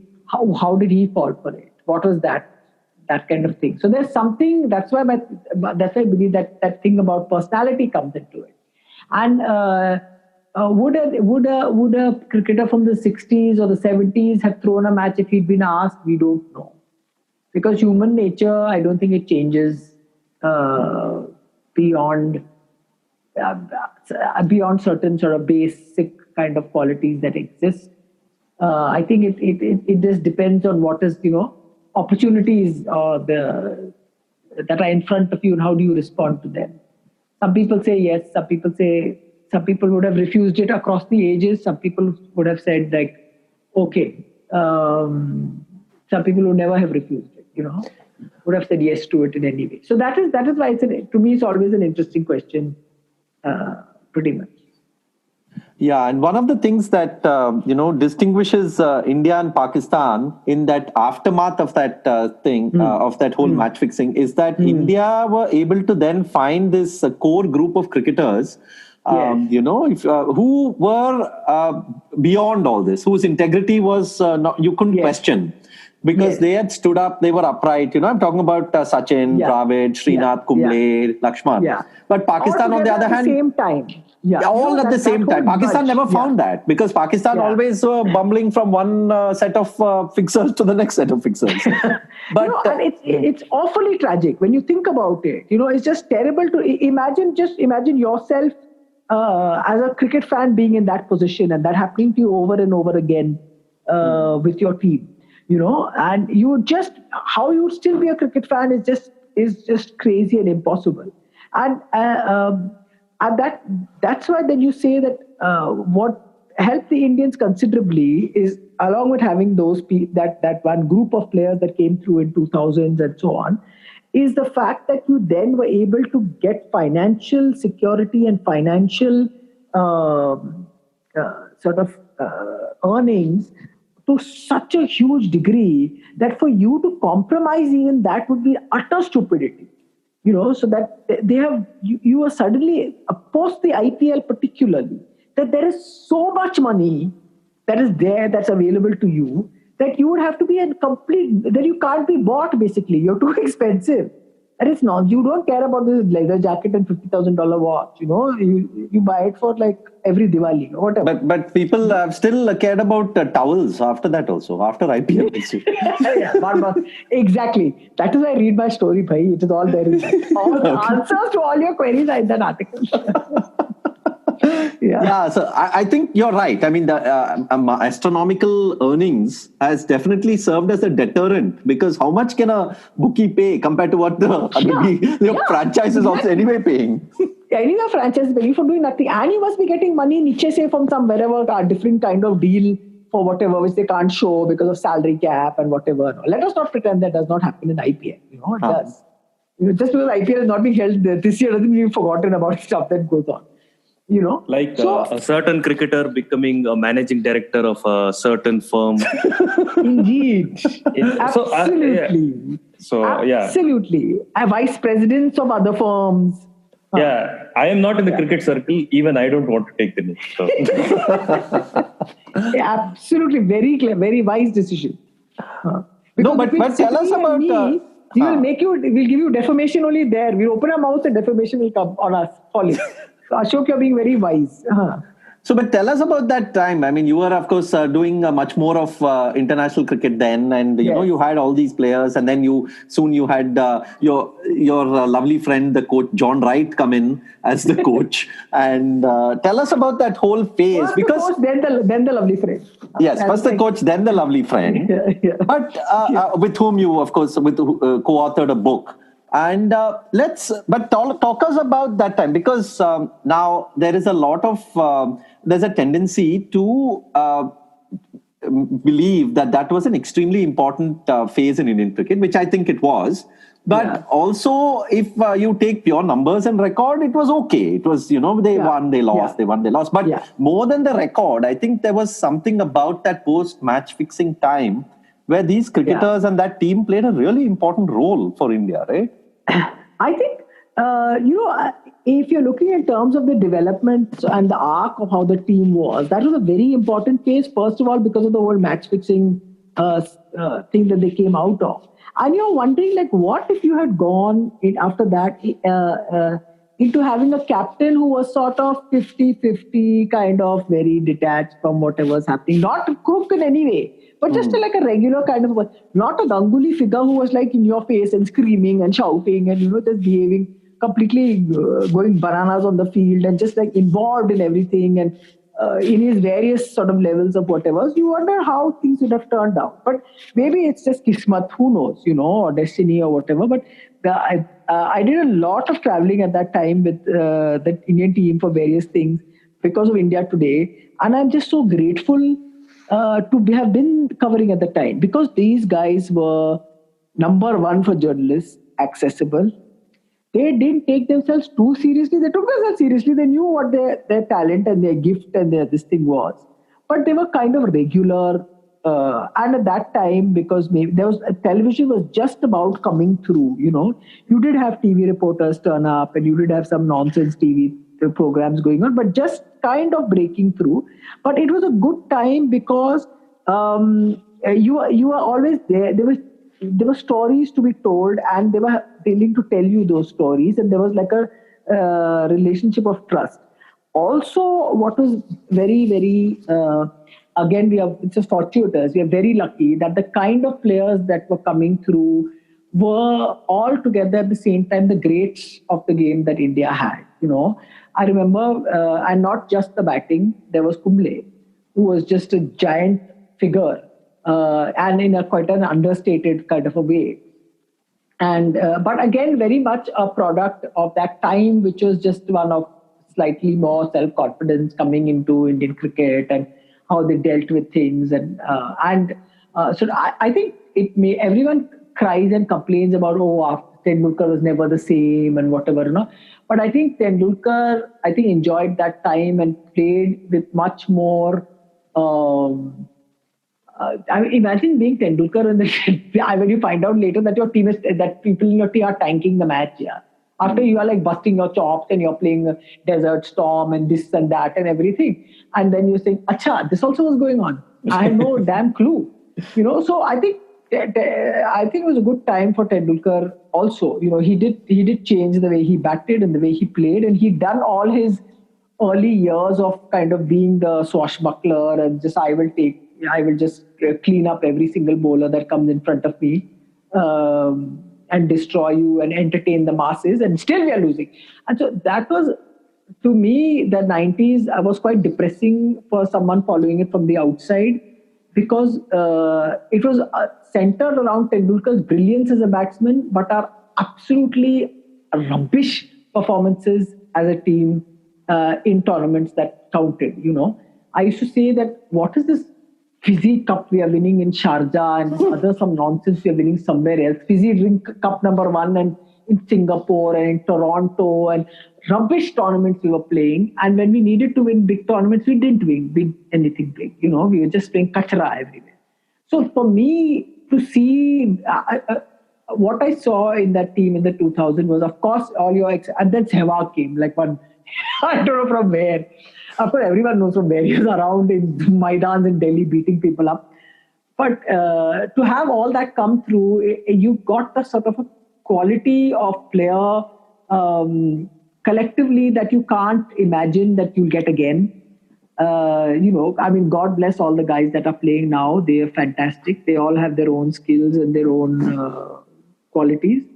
But I think that level, that caliber of player is very hard to very hard to kind of repeat. And everyone says, what is this? They lost everything. Yeah, but look at the base from where they had begun. They had begun from winning one test match outside India in an entire decade. One test match. And that was in Sri Lanka, that too. Yeah. And that was in Sri Lanka. Yeah. And so from there to be able to pick themselves up or whatever it was, someone says any coach could have done it, okay, whatever.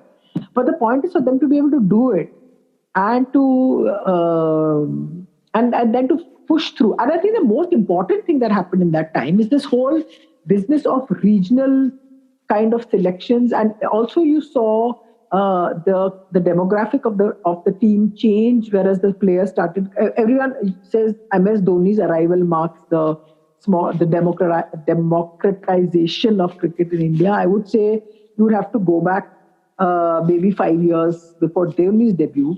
When you Harbhajan maybe. Harbhajan, yeah. SS Zahir, yeah. SS Das, he came legend, from Odisha. Legend. Yeah. So you had players coming from that time and being made to feel like it was fine for them to be there, like they belonged there. And that the building up of the team culture, and also with the bowlers and instead of this rubbish that went on which is there in Sanjay Manjrekar's book about what happened to Prabhakar. Again, my favorite topic. That culture that was there with reference to how bowlers and batsmen and this whole it wasn't just you weren't playing every single test match. Ganguly told Das, which is this. I remember talking to Das about it. He told him that you are going to play 6 test matches. Doesn't matter what scores you make. Just remember this. Just go out and be free. Don't get tense. Don't get this thing. Whether that actually would have happened or not, we don't know. But the fact that the captain of India came and told this kid from Bhubaneswar that this is what it is. You're going to play these test matches, so chill, don't worry. And similarly, then the bowlers to have their own little unit and to look after each other. So Srinath was able to look after Zahir and Nehra, who came after him, who then looked after the next generation of bowlers that followed, and looked after Harbhajan, who then looked, that whole thing that Nehra used to live near his family used to live near the airport in Janakpuri or somewhere in Delhi. And whenever Srinath would come, and Srinath is now, mind you, when Nehra came, he was already playing 6-7 years and more maybe. And he would stay at his house, when they were passing through from airport or whatever. So they built up this sort of other camaraderie and this bond with each other. The bowlers did. And they also had, they instituted bowling captain, fielding captain, batting captain. Yeah, and that kind of thing followed through. So you were able to change the culture in the team, which had been quite, I'm using, we had heard the stories about the 80s. We heard the story about the 80s. We knew, in the 90s, you heard that there was rubbish going on as well. There was a story that I remember that it said, someone said that you want me to be able to win a captain for a match for that guy? And this is because I'm like either the Bombay guy saying this about the Delhi guy saying this about the Bombay guy. That was the story that it was. I know the people are involved. I will not take their name. Okay. So it was that kind of filth that was going on, which somehow, because of this weather, it had to do with just these younger guys who came through and they were, and Dravid talks about the time. He said, listen, it was just us. That's it. We had made our debut 4 years ago. Might seem like a long time. But then we were the seniors. There were no senior players. They're all gone because match fixing had cleaned out on a bunch of people.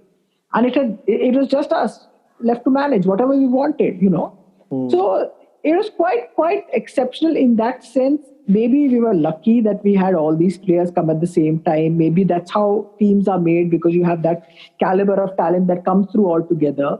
And you just take a look at India's top 10 test match run getters and see how many belong to that time. You name all 5 of them will be there, So it's maybe I'm over sentimentally attached to them, but it's okay. It's fine. If you won't be attached to something that you grew up with, what will you be attached to? Yeah, and VVS Lakshman also in his book, he says how when he made his debut, which was in '96 against South Africa, he says how when during the nets, it was the juniors never spoke to the seniors, and the seniors did their own thing, and the juniors did their own thing.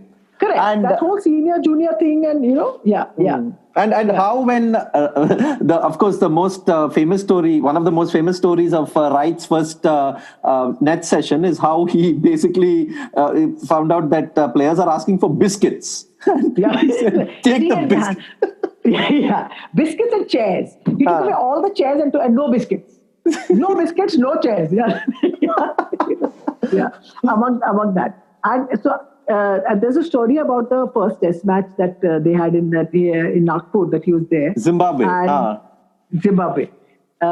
He gave, I think Srinath it was, he just got a massive shouting, massive in front of the whole team. And then, of course, Srinath was very upset. He said, what nonsense is this and all that? But it was done basically so that players saw that everyone can actually get shouted at. So if you can be senior, everyone's going to get shouted at if you doesn't matter. You're going to get it if you don't do it. Basically, if you don't sort of perform, there's going to be no gradation of shouting in the dressing room. Everybody can get shouted at. So, and to me, the most extraordinary story out of that was the Sehwag being grabbed by the collar story, which I did not know until it was told to me by John Wright about his during the book when we were working on the book. I could not imagine that story had not got out. This was in England, right? When he got out to a loose shot or something. 2002, NatWest, during the NatWest tournament. I could not imagine that we hadn't got told about the story, which tells you how tight the team unit must have been for that story to stay quiet. And we talked to everybody in that team, everyone. All of us as reporters, we knew we could chat to anyone in the team. Ganguly, you had to chase to reach. Like I said, you had to be, the right time had to coincide with the right place, and Ganguly had to be there somewhere in the middle. But we could talk to anyone on that team, from up to number 11. Just think of the Ajay Ratra. Think of anybody in that team. I'll probably have their number on my phone, or in your head. Or no. Mobile phones have spoiled that quality, has destroyed those numbers. The rhythm is not there. Rhythm is not there. They've taken it away. What was one or two things about John Wright that endeared you to him, and to write that book and to get to know him better and things like that? First of all, when you're asked to do something like this and you are given one full briefcase full of notes and diary, why on earth will you say no? Yeah. That is no way. Because you will get to know things that you had never, and I did, that you had never imagined or seen in your life. Like as a reporter, as a cricket reporter, cricket journalist, whatever. I got along with John Wright, but it was a very sort of a professional and a formal kind of a thing before we started writing the book, before I helped him write the book. And another story I must tell, Sid, I think you knew it. Ashok, I don't know if you know this one, that in 2003, before the World Cup, every single member of the Indian press corps, which included print and television, was told to gather, I think this was on the day of the opening ceremony or the day before the opening ceremony of the South Africa World Cup, was told to gather in the team hotel in some, like a function room, where we would be given tea and snacks, and we could meet anyone on the Indian team for an hour. We could talk to them, whoever we wanted. But nothing had to be recorded and no notes had to be taken, and there was no cameras and no recorders to come there anyway. And we spent an hour chatting to anyone on the team you wanted, anybody. This is like a press conference or No, it is just a casual chat to find out things, to ask them things that you ever wanted to. Everybody came. But all off the record. Yeah. All off the record. Everything off the record. Plus, you got chai and snacks. What more do you want? Chai, snacks, and gossip. Yeah. So all that is unimaginable now. Unimaginable. Unimaginable. Though I have to say, in 2015, on this tour of Sri Lanka, about 5 or 6 of us, so slightly older journalists, were called for a chat after the second test match. When India equaled, we lost in Galle, then won at the Pisara. So that's when we was called to just have a chat with Shastri and Kohli and, about 6 or 7 of us, amongst the older people. So me, Kaushik, Kuldeep Lal, a couple of guys. And it was fairly pleasant. There was Ravi Shastri, there was Sanjay Bangar, there was Bharat Arun and Kohli came. So that wasn't bad. But something like this, the whole team comes for 1 hour, never. So, but is it? I mean, this whole I don't know. This is the impression I get from outside, but you can confirm. But there seems to be, at the moment, at least last few years, a sense of animosity between press and the team. There's always like either Shastri is trying to prove a point or Kohli is trying to say something, or what is that? Partly because the access has been reduced so much. I don't know what the reason is for why they think that we'll happy when they lose. We don't want the Indian team to lose. We have never wanted them to lose. We feel terrible when they lose, generally. I mean, if you're going to play badly or you're going to take wrong decisions and you lose and you're going to say, boss, what did you think? That is your first reaction. But you don't want them to lose in that sense. But I think there's definitely been a distancing between the press, whether it's because the numbers have gone up, whether it's because they don't want to, they feel it's not worth their while to talk to you or to say anything particular. And because there is so much of their own social media that they can kind of get into and tell the whole world about, and or if they distrust the media to think that they are also constantly looking for controversy and. But I mean, like all media will look for controversy. That's a logical thing. In the past, I used to tell people, and you listen, I said, think of this as your nuisance tax, man. You earn a lot of money, 5% taxes, you have to deal with the media. That's it. It's fine. You know whom to trust. You know whom not to trust. You work that out. Ask someone around you, and it's fine. It's okay. And I think social media has definitely given them an outlet, which is great, to talk to the fan.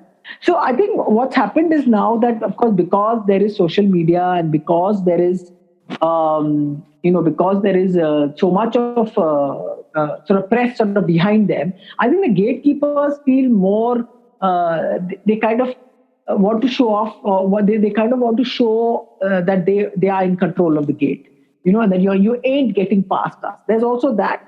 I don't think all of them, I know that there's some good people that are doing good work, but whether it's their managers or whether it's whoever, I mean, why would you not want to read a really good piece about Rohit Sharma? Like actually saying whatever you want. You do read. I mean, like Devendra Pandey has great access and he gets good stories of. But why would you not want to know more about Rohit Sharma than what you do through sort of Twitter or Facebook or whatever his other Insta or whatever other things are? Why would you not want to know more about him? But you don't, because he's with one marketing company, IPL team, and all this other stuff that's going on. So and the manager should also realize that what Rohit Sharma puts on his social media is vastly different from a journalist doing like a long form piece by talking to 20 other people and giving an informed picture of the whole thing. Yeah, exactly. And what I keep thinking is that because one of the things that always happens to people is that once cricketers retire, they turn into different people. They become much, much more kind of chilled out, relaxed, social, accessible, whatever, I don't know whether it'll happen to the current generation. Maybe it won't. But certainly in the generation that I watched cricket with, whoever was sort of slightly prickly is now completely relaxed and whatever. I mean, you can go and meet Courtney Walsh whenever you want, or whoever now. Curtly Ambrose. I mean, you can have a conversation with Curtly Ambrose which you never could. Out of terror, you never could when he was playing. Curtly talked to nobody. Curtly talked to nobody, but now Curtly talked to everybody. Yeah, now Curtly talked to everybody. So that changes, and you want to tell if you're getting attitude from someone, you want to tell them that boss, our careers are longer than your career. I'm sorry, but that's fact of history. We won't make as much as money you do, but the people will be around. Not just sort of grumpy old people like me, but the younger guys will still be around. The younger reporters who are there, who have put up with your nonsense, will still be around. Dravid said something now. He said, the difference between cricketers and movie stars. Movie stars need the media and cricketers really don't. So maybe this is what the other players have picked up. But the whole point of it is, I think particularly for us who are in the writing business, I'd gone to Southampton for the World Cup match. And in the Hampshire, that room that you have there, where like the gathering room, where players come through to go to dressing room, to go to gym, to go to whatever, they have up on the wall sort of 2 sentences about each of their really great players written up by a local journalist, whoever's written it, either a local journalist or a national paper journalist. So it's your name written down there, your life in that club described in 2 sentences or 1 sentence by somebody. And the power of those words will never leave long after you are not the most famous person in that place of the time. That still will stay. And so the words to describe who you meant to that particular generation and that time, that can only be done in words. It can't be done on television with the commentator shouting. It's not the same thing.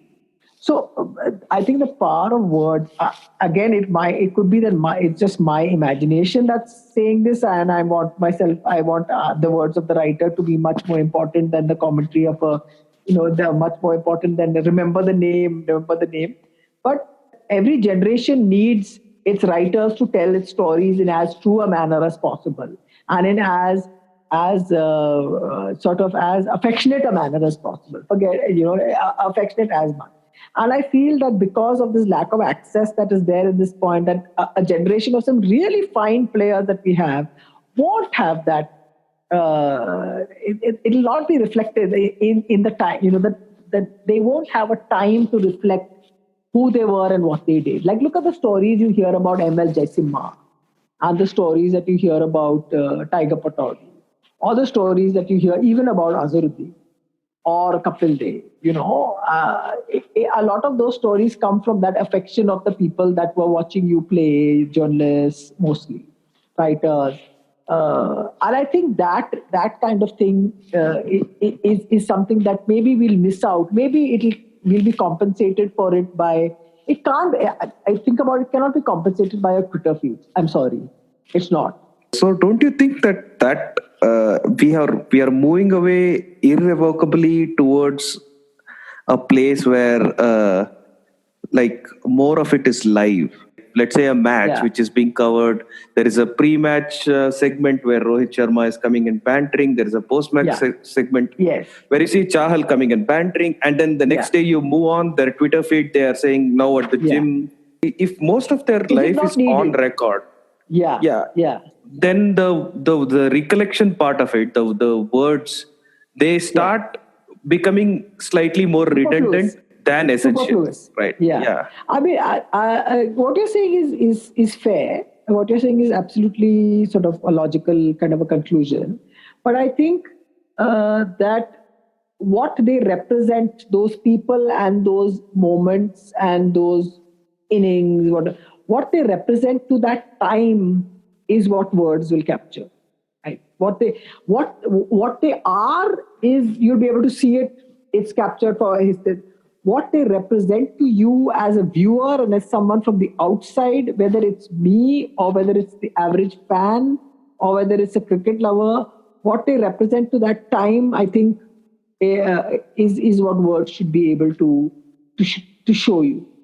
And 5 years down the line, you're not going to go and see the pre-match banter of Rohit Sharma. You're not going to have the bandwidth and the patience to go see everything, but you will have the patience to read one long piece on the player. Yes. Yeah, what they call these days in the ghastly fade, digestible, snackable, digestible. It's like, oh. But obviously, my retirement years are coming much closer than I think when I talk like that. And what I was saying about... the Indian team when they are abroad is like that. What you get to hear is that everyone else is fine. The Indians they kind of kick up a fuss. They'll just do the minimum of media work. They won't that's the kind of stuff you get to hear, and you don't like to hear it. It's not what you want to hear. So obviously someone has communicated to them that we are all a piece of trash, and it's not. There's no point in wasting time on us, on the press, on whoever the reporters are, and they haven't been told anything that is the opposite. So you don't blame the younger person for saying, listen, I'm not going to get into any of this. But Sharda, having been a journalist for so long, you must also, at some level empathize with them, because the amount of media that surrounds the team now. That is bullshit television. That is bullshit sort of Insta reporting on social, Insta tweeting or whatever it is. Like the Brazilian football team has live coverage of their practices with reporters standing on sidelines and TV reporters and screaming into the mics. So there has to be a way to manage. So the Indian team is not even there at that much yet. At one point during this World Cup, that the Women's World Cup happened, they were going to stop access to for video to be recorded of the women in training. The manager said this. And that is absolute nonsense. It's training of the women's team that's happening at a World Cup event, which is their biggest event in the last 2 years, and you are going to block training because of what? Why? When ICC said it's allowed, then of course that whole problem was sorted out. But just the thought behind it, and there would have been not more than 2 or 4, 5, 10 maximum reporters who would have been coming to film. I mean, I'm using as an exaggeration. I know that Anisha from our office was there, and Snehal, I think, was there. And there was one more, and Rika was there for something. So I literally know that there were like a handful of reporters there. So what is this fuss about? What is this? It's not the cricket, like the men's World Cup where there might have been 100 people. It's not that. Of course, you'll get, you'll get people who do nonsense stories.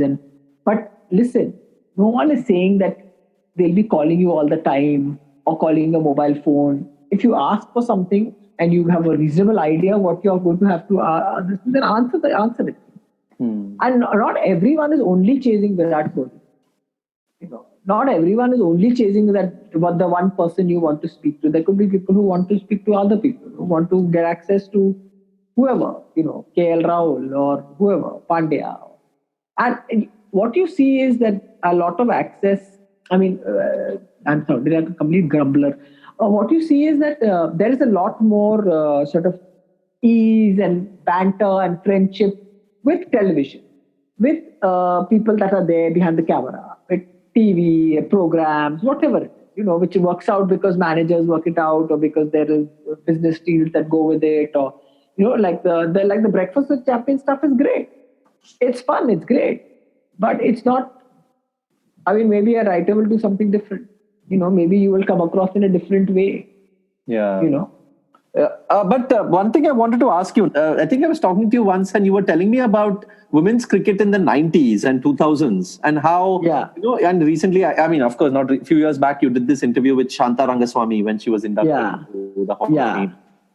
Tell us about women's cricket back at that time and how much of it you covered and what was it like? Was it like a curiosity or did people take it seriously? It was a curiosity, and I covered very little. I'm quite ashamed of the fact I covered very little. I did the Women's World Cup that was there in 1990. Oh God, I've forgotten the year. In India, right? 97, I think. Yeah. 96, 97, yeah. Belinda Clark's at the beginning. So I did that, and I did very little else because I was too busy doing all the other stuff that was going on, other sports. I did a lot of women's sport, shooting and something, tennis and boxing, correct. But not women's cricket as such. It was a curiosity because it had reached that stage, but it was around. We always knew, like of Diana and Shanta, I knew when I was growing up because they were in the papers and their names were there and their performances were there.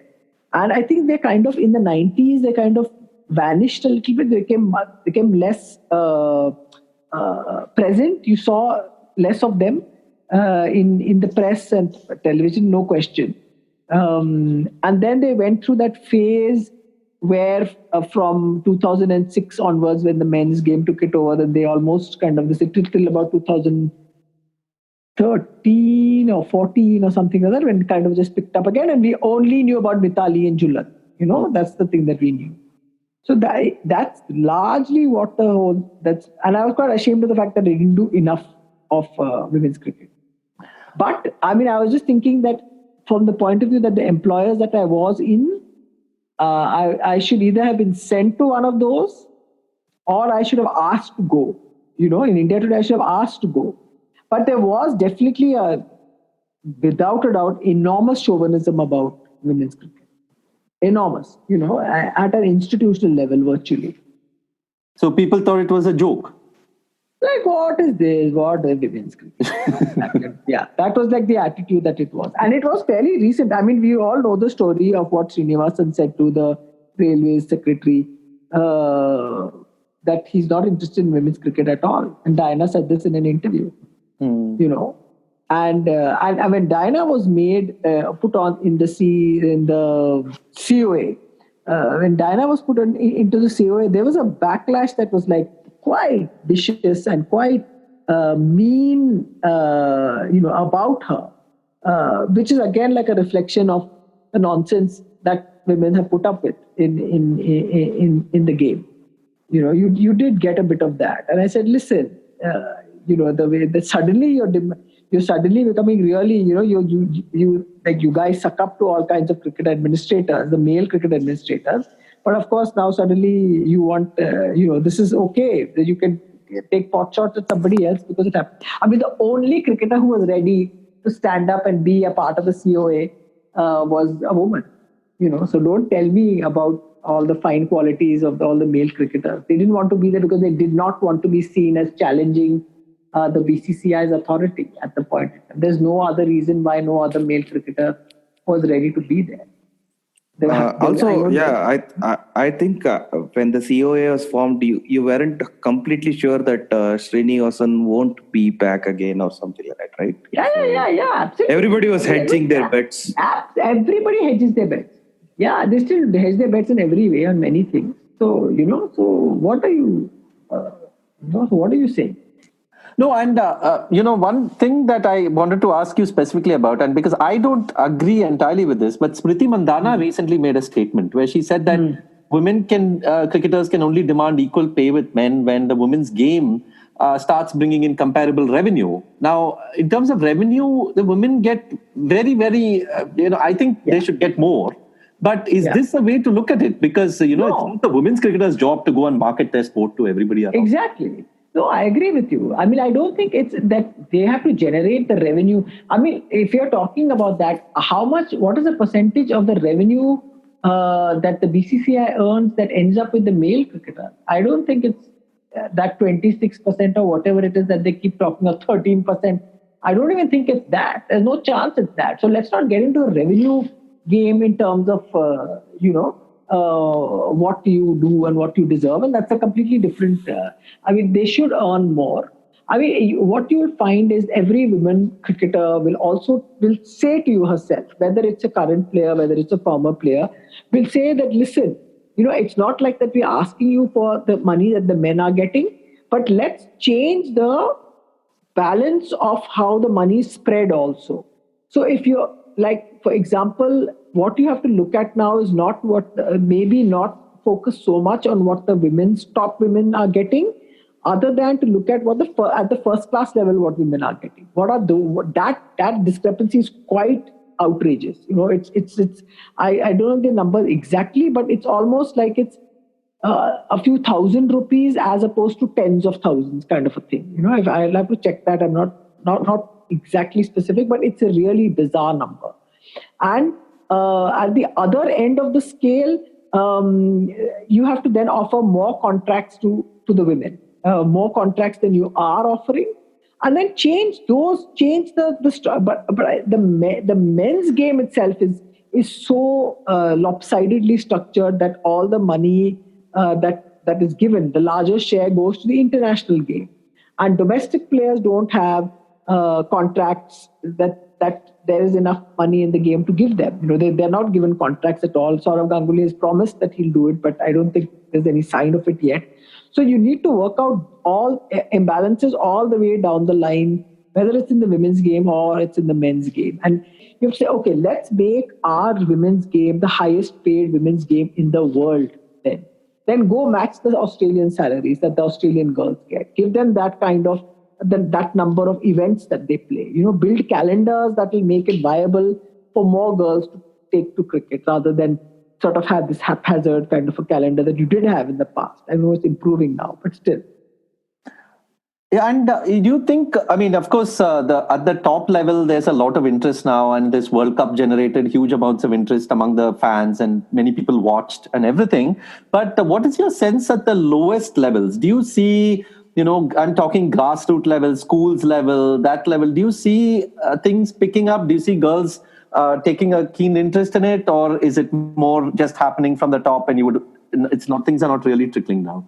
I mean, I don't know about exactly what the trickle down is, because I think that, say, for example, in the sports where women's participation is increasing, will be in things like badminton, because cricket then becomes a hard game to teach and to learn, and you require much more sort of space and infrastructure, which exists already because of the men's game. But how many people would want to then put everything into supporting the women's game, whether it's running an academy or a camp or whatever? That's the number. That's where you have to get the BCCI to actually do the work, to actually do the heavy lifting and create a new structure. Like the big grumblings that happened when they went to play in the Northeast, is that you have to then create that ecosystem and that culture for cricketers who want to come through. Why will I want to play cricket for Arunachal if I can play football and have a better chance of earning a better living, say, as a professional? So that's the thing. That's where the work has to be done, because the women's game will need to be pushed in a much more sort of hands-on way than the men's game. I think the men's game sort of runs itself in terms of this whole club and boys structures coming through. Women will tend to go for things, particularly in smaller towns. They'll probably try to play hockey or go into even sport like boxing or judo or wrestling or whatever it is, because their career path in it is very clearly defined and leads even the most averagely talented player who can play a decent level of competitive sport will say, okay, if I do this, I'll at least get a job in something. And in cricket, you need to be able to say that, okay, if you do this, this is where you will reach. You have this club competition, you'll get a job in the railways, because that's what sport in India is still about. It's about a livelihood rather than a leisure activity, which it tends to be in some parts of the West. That's the sort of phase where women's cricket will have to be work differently from how the men's game works, because it'll be easy for you to go and maybe find now cricket camps everywhere for boys to take to. But where do girls go? Will the places that take the boys in welcome the girls? Or if they don't, then what do the girls do? I'm sure girls want to play cricket. I'm sure watching the World Cup and seeing these fantastic young women like Jemima or Shefali, they will just be thrilled and they will want to be part of this whole story. But where do they go? Where is their ladder? Is the IPL an option then? The women's IPL with, say, 4 teams or 5 teams? Yeah, absolutely. Why should you not even try? Why should you not give it a shot? Why should you not give it a shot, even if it's not going to make you the kind of money that you want to? I mean, the great question raised by Gideon Haigh, that is, does sport exist to make money, or does money exist to help sport? So what is all this money in Indian cricket for? It's not an industry. It's a sport. So then you have to put back into it, rather than just to be a profit. It's not a profit generating industry. You don't want it to be a profit. It's an industry, but it shouldn't be primarily a profit generating industry. And the women's IPL is not that big a stretch, even because the BBL has shown us that men's cricket and women's cricket, the way they schedule it happens in the same window, and therefore you don't have to worry about that much about revenue and stuff like that as well. Yeah, I mean, the BBL is a great example.